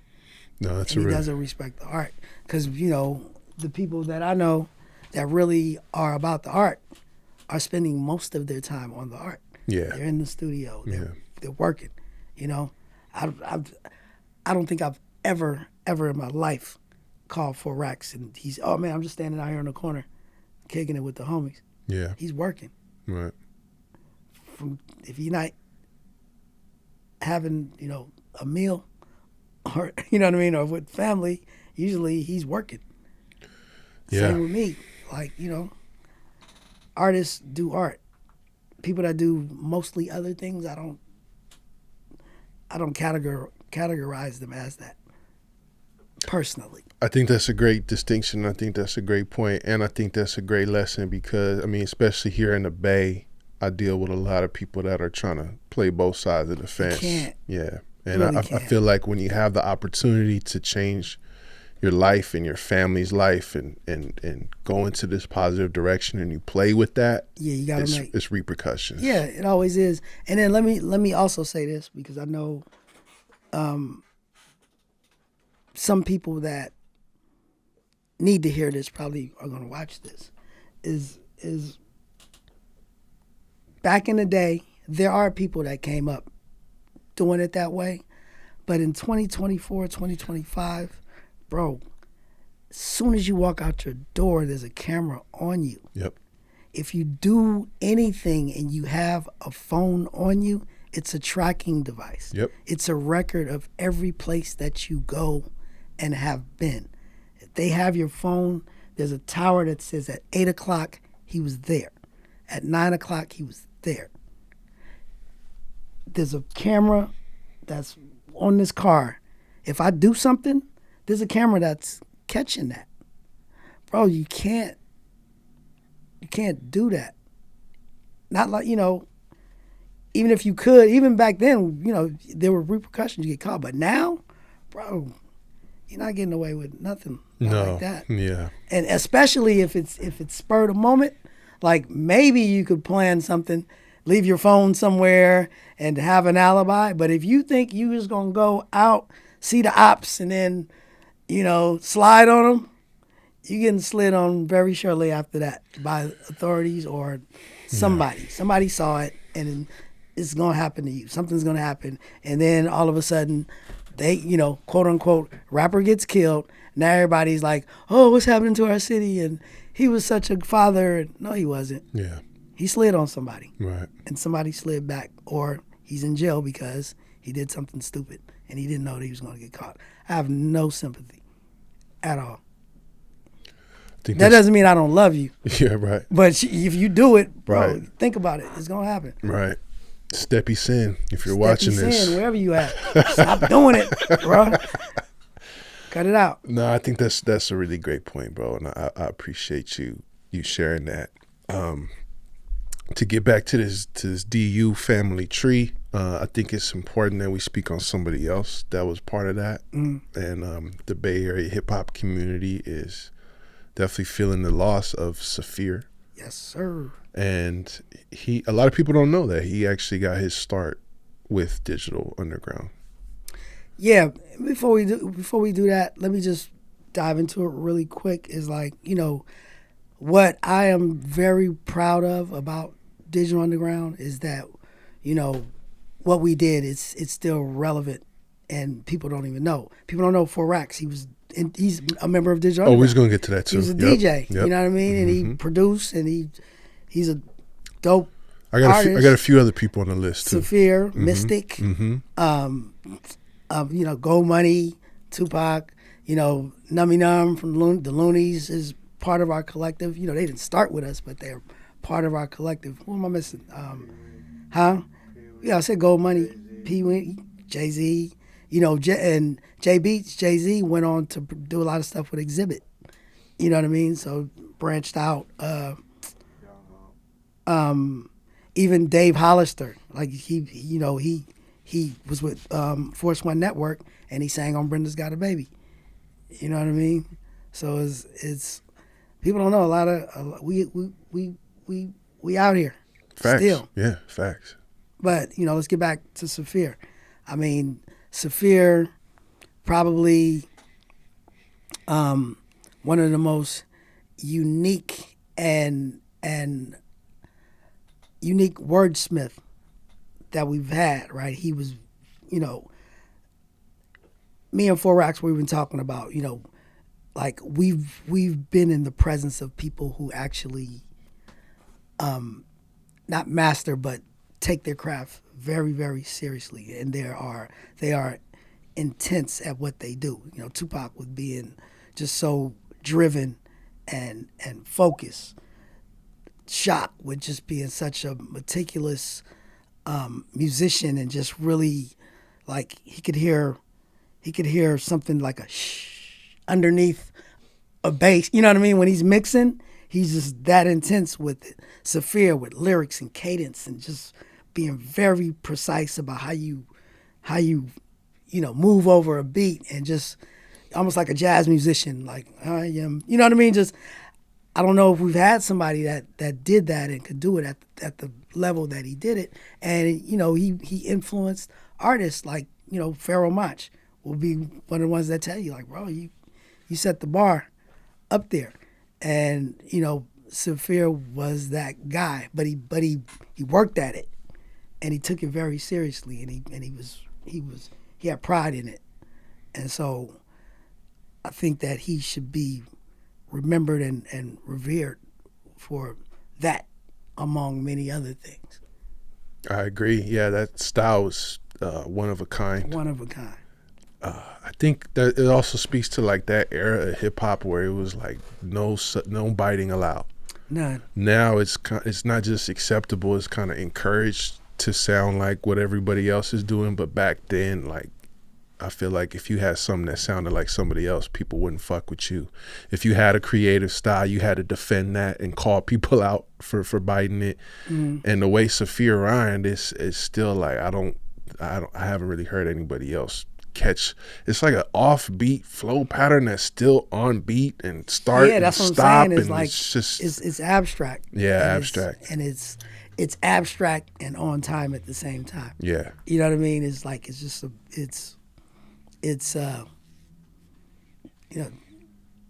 poetry, you know what I mean? Like it's poetry in motion. I don't know the words, but it's just like, bro, it's like you witness it, you see it. And it's funny because even like, I remember, because when we used to make songs back in the day, we always make a cassette out the studio and then we come back like, yo, listen, I just did this and whatever. And we was working on the Raw Fusion record, I think the second one. And I made a song called Action Packed. And it's got Under P. Courtney, the guy that said 6 million ways to die, choose one. He's on the song with me. And I played it for him and I'm rhyming and I do some of that, right, in it. And then I played it for Saafir and he heard it and he's like, I see what you're doing. But then he smiled and he's like, okay. I was like, oh, okay. Pulled it off. Yeah, I pulled it off, right? He's fucking with it. I was like, all right, that's cool. How did he actually end up becoming a member of Digital Underground? And I might, like remember I said, I'm glad you're here, Four Rocks. You might have to help me. But from my experience, from what I know, like I first met Saafir through Mac Moan. Remember I said my guy Mac Moan, he was, moving around the streets in North Oakland and Saafir was part of the APG crew, Abgar, which is, Abgar right at, what is that? Is that MacArthur, where North Oakland and West Oakland kind of like? APG is in Action Packed Gangsters. Yeah. Wow, I didn't know that. With Mellow Mar. He used to be a dancer, right, Saafir? And, with J Cut and all of them. And but he used to run with, Moan and Saafir used to run with each other like 15 years old, stuff like that. And Moan would bring him around, You know what I mean? And even before I really even heard him rap, he used to come around and hang with us. And then it's kind of a little blurry, but once Shock heard him, Shock was sprung. He loved him. And, you know, and the first album that he appeared on Digital Underground was the Body Hat Syndrome, which was basically the Saafir and Cletus Mac album. Oh yeah, I forgot Cletus Mac. Mm-hmm. Oh right. To you. Mm-hmm. You know what I mean? But yeah, that album was the Saafir Cletus Mac album where they were the featured MCs on that album. And Sleuth, who was me and Fuse, Raw Fusion's manager, but he was the road manager for Digital Underground, and he also became the manager for Saafir and Hobo Junction and the Who Riders, briefly. So, you know. And him and Tupac were roommates. Yeah, they were very close, and they stayed with each other briefly. Well, it's no secret that towards what ended up being the later years of his life, he started having really serious health problems. Mm-hmm. And I believe that became public when I think it was actually Shock G, right? Yeah, he did an interview with a magazine. And Shock, he did the interview thinking that he was helping by shedding some light and maybe bringing attention to it. Right. But in a way, at least from Saafir's point of view, it was damaging, right? He wasn't happy about that. And probably, you know, it was done with good intention by Shock, but he probably shouldn't have done that. You know, Saafir, if you want people to know, he should be the one to be able to tell people anything. Anybody, if, you know, I should be able to let you know what's going on with me. Mm-hmm. Because other than that, it was in-house. It was, you know, it was something that was within our collective. We dealt with that, not publicly. Yeah, well, I remember that made a pretty big wave, but there was actually like a couple of public appearances he made after that, because I was at Dream Day when he performed from the wheelchair. Yep. And he also came out at Casual's 20-year anniversary for Fear itself. Yep. And was rocking on, which was big because they had the battle back in the day. Yeah. And, yeah. Nah, he never lost the bar. Yeah. You know what I mean? Like we done shows. I remember we did a show with Razzcast. Remember that? And we bought him out. And he rocked with us there. So he would come out. Mm-hmm. I think that maybe initially he probably didn't want people to see him like that, and that was probably the reason that stopped him first. But once you know, get comfortable, you never get comfortable, but once you come to the realization this is who I am, then it's easier to get out and do it. Yeah, you can't blame somebody for wanting to, you know, control how they're perceived and all that. Right. Yeah. Yeah, but once you, I think maybe he did, maybe he didn't, but I feel like once you understand that people still love you, regardless, and you still dope, then then you're more likely, you support them. Yeah, hell yeah. Right, and we did. Mm-hmm. So I think that's what made him feel a little bit more comfortable to come out when he would come out. Right. Yeah. Shout out to my boy Juggernaut, who's Saafir's cousin. Mm-hmm. I guess he had shown Saafir the video I made about him before he had passed, which I heard he appreciated, which is dope. Nice. Didn't get to make the interview happen. Big regret. But like I was saying earlier, I'm glad I get to talk to folks like yourself who really know him, so we could keep that memory alive, you know? Absolutely. Yeah, rest in peace to Saafir. Yeah, never forget. Well, y'all continue to make records. Sorry, again, I told you there's certain details that's going to escape me, but there's a Digital Underground album with like Big Pun on it and a lot of the, what's the name of it? Who Got the Gravy? Who Got the Gravy. Yep. That's like was that the second to last Digital Underground album, I believe? Studio album, what did we do after that? We did Red Light, Green Light. Wasn't an actual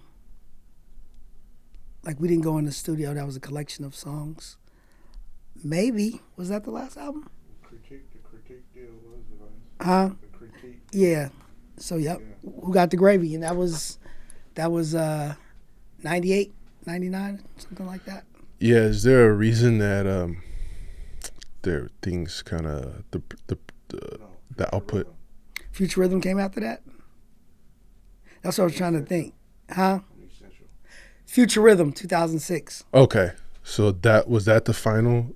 Then that had to be the final studio album. What was the reason for that being the last one?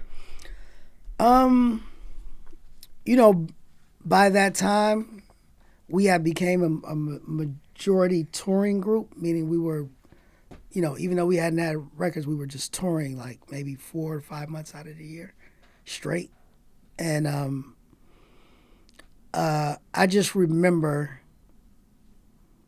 we had, let me back up. So you say, what's the reason? In my personal opinion, right? I think there was, at some point, there was a lack of confidence from Shock about what was going on with music and maybe the acceptance of us doing something new, right? Now, you always got to take into consideration what's the climate, right? Now, it would be no issue, right? But back then, you know, 2006, there weren't many popping groups who the main guy was in his late 30s. You know, Jay-Z hadn't cracked that thing yet. It wasn't 2000. That wasn't until 2008, 2009, right? So in Shock's mind, you know, I remember. So let me set up the situation. We were a touring group, right? But think about this. This was our touring crew. We had 4 Racks to DJ. We had Element, crew out of Reno. We had Mystic, Essential. We had DJ New Styles out of Milwaukee, who's, you know, he's popping on V100 in Milwaukee and super dope battle DJ. J Beats. All of these are the young cats that's in our crew, hungry, ready to go.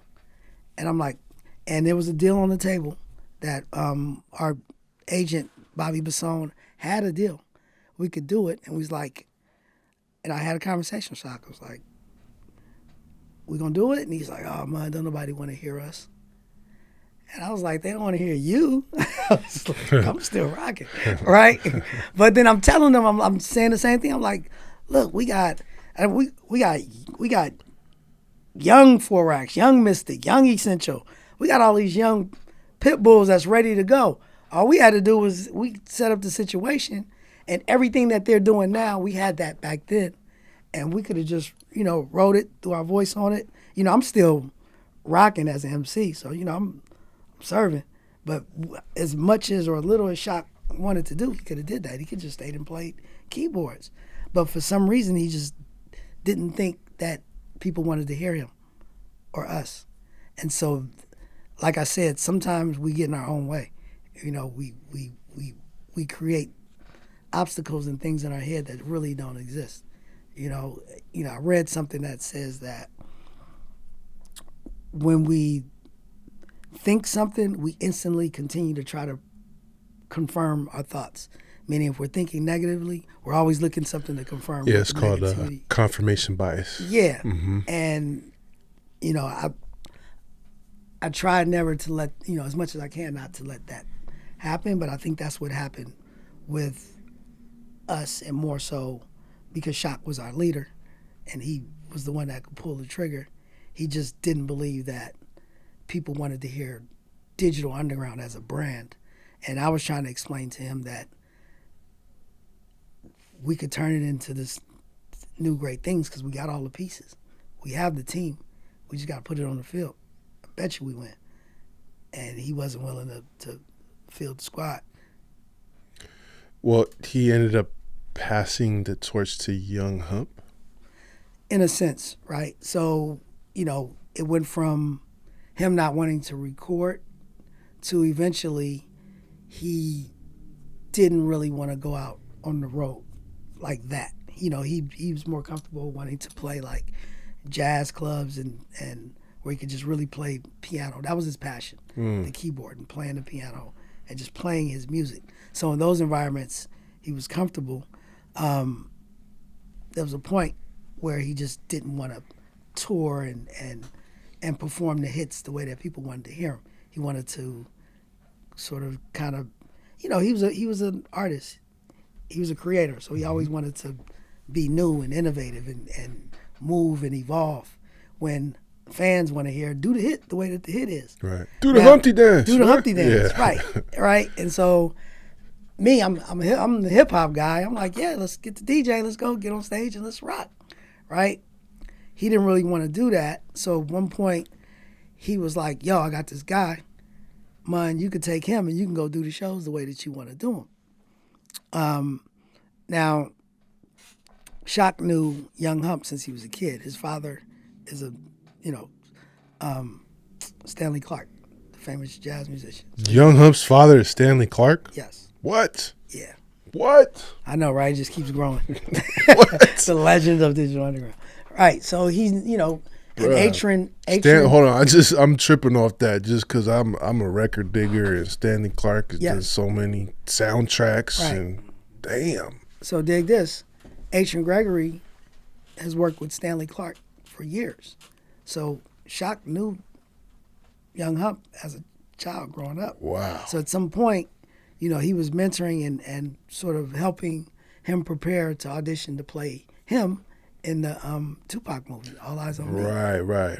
And so as he was doing that, he was telling me like, yo, I got a guy that he can pull it off. Because Shock was always looking for somebody that could play that character so that he could remain behind the keyboard and do what he loved to do. Wow. But we could never find a guy that looked enough like him and could rap. His brother looked like him, but his brother couldn't rap. We had Webby, you know, we had Randy who could be Shock. You know, we had a variation that we could pull it off and make it seem like it was two people, but he never found that hip hop guy that could look like him and had the personality. Finally found him, right? This is maybe, first time I heard about Young Hump was maybe like 20. Oh, that's great. Wow. What? That's Stanley right there? Wow. Let me see. I never seen Young Hump without the nose either. Yep, that's the guy. Wow. But what was that I was saying? Oh, so this is like 2013, right? And he was telling me about the dude, but I thought, you know, because at the time, me and Shock were kind of like at odds with opinions about which direction the group should go. He didn't want to tour, I wanted to tour. I was trying to convince him to make records, he didn't want to do that, and it was kind of like this thing, right? So he was like, yeah, I got a guy, and I was like, man, I'm thinking he's just trying to put somebody with me to report back to him and tell him what I'm doing, right? I was like, nah, I ain't fucking with that, right? So it was like 2 years going by, and I'd seen pictures of him, and I was like, well, you do kind of, but something's up, right? So I just wasn't fooling with it. And then I ran into him, ironically, at it was at a panel, a Tupac panel. Tupac had a exhibit at the Grammy Museum in L.A. Mm-hmm.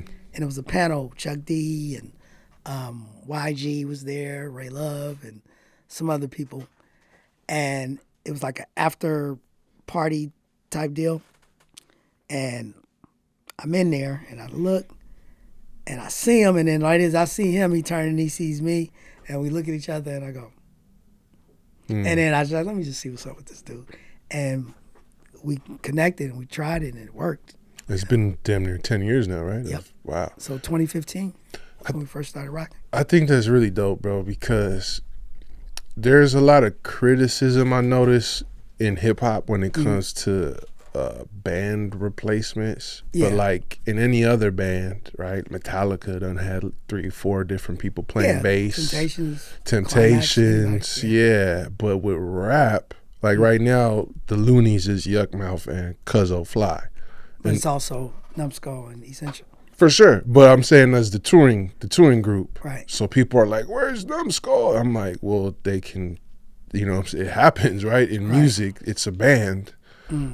So I think it's, instead of just saying, well, I guess Digital Underground's done. Which people think Yeah. Right. You can still go to, and I be seeing y'all shows. Y'all shows are high energy. Yep. You got Rocking. people with mascots on and giant hand clapping, and y'all are rocking. Yeah, y'all are moving and dancing and flowing and engaging with the crowd, and it's dope to see. Y'all are still on a lot of these big, I guess you could say, like legacy shows. And I think that's important because hip hop needs that longevity that other genres have. You can still go out and see the legends of heavy metal tour or jazz festivals. R&B, anything. And you see, like, we performed with Kool and the Gang like a couple of years ago. I had no idea which ones was the originals or not. Right, it was Kool and the Gang. Right. I'm sure as long as Robert Kool Bell is there, right. And I couldn't tell which one he was, but it sounded like him, it looked like him. It was them. Right. You know what I mean? People enjoyed it. People just want to enjoy the music from the bands that they know. And we also have to realize that hip hop so these other genres, you say rock, whatever, we have to remember that they've been around much longer. So all of these growing pains that hip hop had, those genres had to go through it as well. Sure. It's just that we're going through it in real time. Meaning there was a time when you couldn't be 30 and be a rapper. Now your favorite rappers are 45 and going on, right? Yep. Now it's being accepted. There was a time when you couldn't have instrumentation on stage with you. If you had a keyboard player or whatever, he was whack. He was watering down. Now we have the roots and full. You know what I mean? So all of these things that we say you can't have and you can't do, we just have to kind of like live through it. Go through those growing pains of unacceptance until people realize it's not destroying the culture. It's just evolving, like we're growing, right? So, let's just say in 20 years, it'll be accepted. Yeah. It's the same way that right now, we might not, at least I might not get to enjoy not being criticized for it, but I do it so that 20 years from now, like, believe it or not, I believe that if we do it right, at some point, we'll find somebody that can possibly not be me, but some sort of replacement so that the group can continue, hopefully. Yeah, right?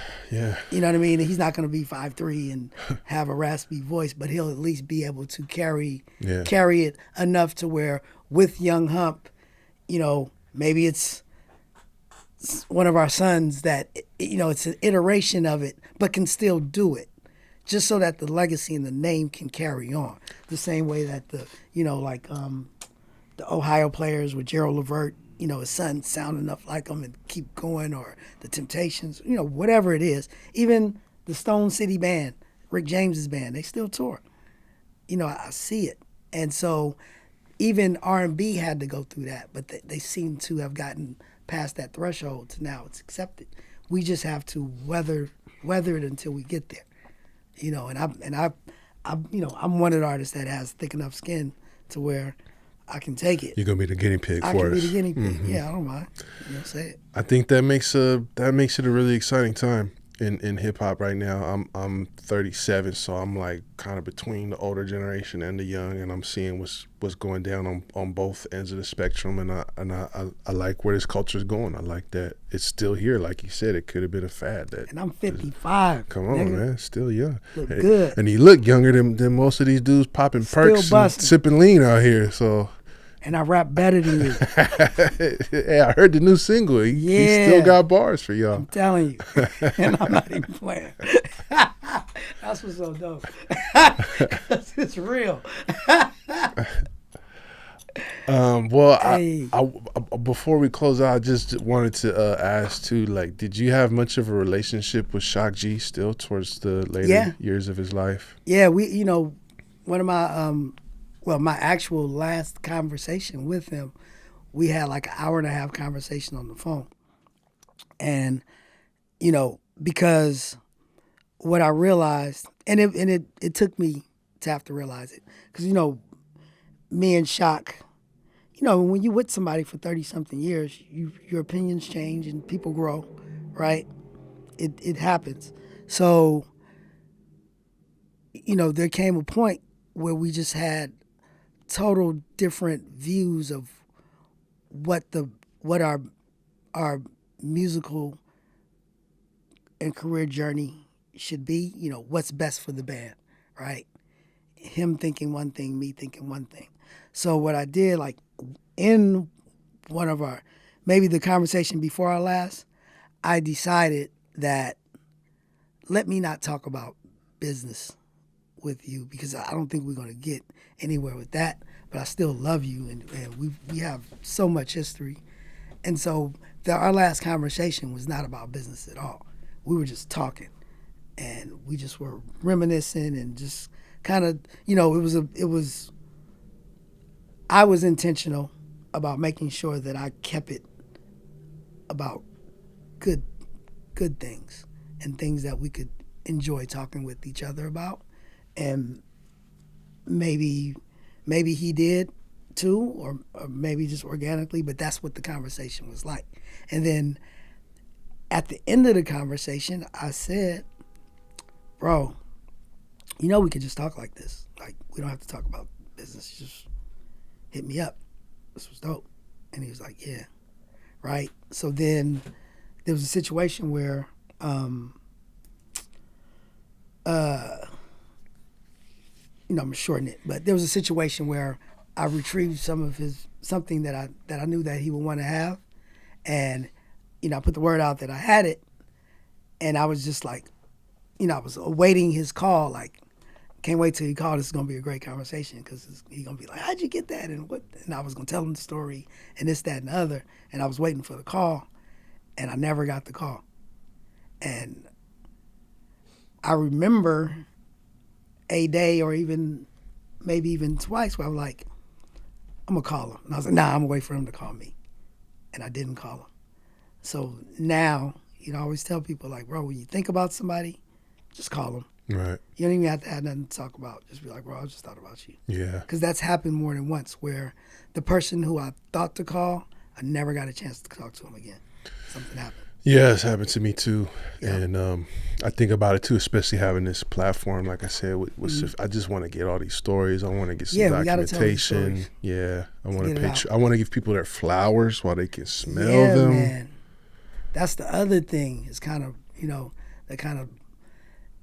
it bums me out. I'm not even gonna lie. Is that when we have all of these great people around us, and then we wait till they die before we share our real feelings about that. Yeah. Or start to say, oh man, he was the dopest, and I had it, like, I'm right here. Yeah.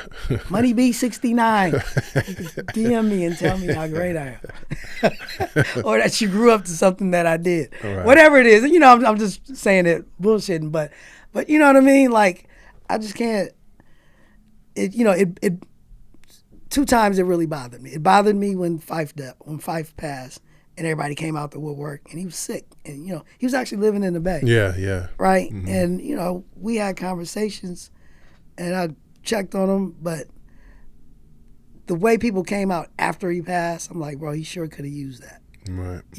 Same thing. Like, even like somebody as great as Shock, us as artists, if we are so immersed in our work, sometimes we do lose folk. We don't realize how much we are appreciated because people don't say it, and we're working on the next piece of art, or we're just constantly in our own sort of bubble of doing what we do, and people around us, they just watch us do it.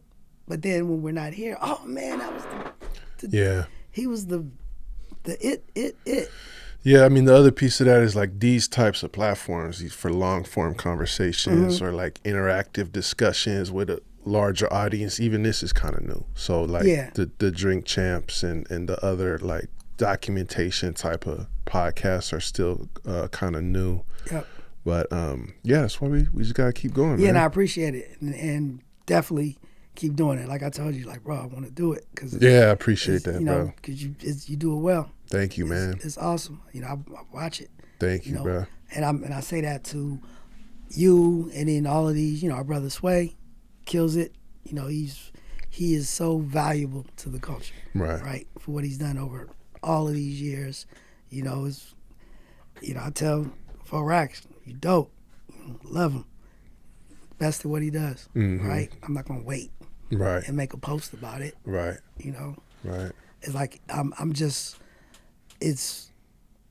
that's why, you know, I sort of like I'm so appreciative. I love what I do because I'm in awe of my peers.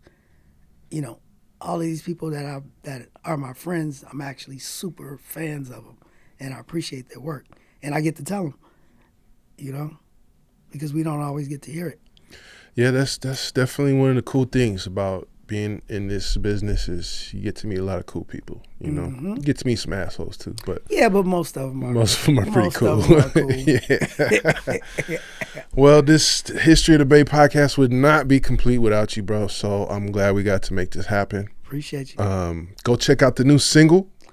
Check out the new single, Sit Next to Me, featuring Guapdad 4000 and Excellence. Got something new, the new project, Analog Wishes, Digital Dreams. Just keep that in your head. Follow me at MoneyB69 on Twitter and Instagram. Make sure you get your DU merch, official Digital Underground merchandise. And if you in California, pick up a Shock G Forever Golden L and get drunk while you wear your Digital Underground merchandise, listening to Sit Next to Me. That sounds like a pretty fun night to me, man. Hey, man. Best. Well, we'll run this back sometime because I'm sure there's more stories. But anytime you need my support, I'm right here. And we'll keep it going, bro. Let's do it. Sure. And I got you. I didn't bring the shirt, but I got you. All I know. You got all right. I was looking around like, hold on, he ain't carrying nothing. He asked for my size, but what's that? Bro, listen. Just text me the address. No, this will be the first of many times that we build. I'll it's pop all it out good. to you this week. Okay. All right. You gotta let me know which one you want. Appreciate it, bro. Let them know. Money B, y'all. Digital Underground forever. Shout out to 4 Racks of the mechanics in the building as well. We here at Empire with my man Trevor Potter. Oh wait, we forgot to mention Essential too. We didn't mention Essential. Okay. Essential is busting, and he got some new stuff out. Essential is dope. There you Always go. Been. All right. You got Shout out to them. Oof, snuck that in just in time. I would have heard about it too. I'd have to kill myself. All right, man. We're going to end it right there. All right. Digital Underground for life, y'all. History of the Bay. We out of here. All right. Peace and love. Recognize where you got the game. We got our own style, got our own slang. Northern California is a West Coast thing. This is the history of the Bay. Recognize where you got the game. We got our own style, got our own slang. Northern California is a West Coast thing. This is the history of the Bay.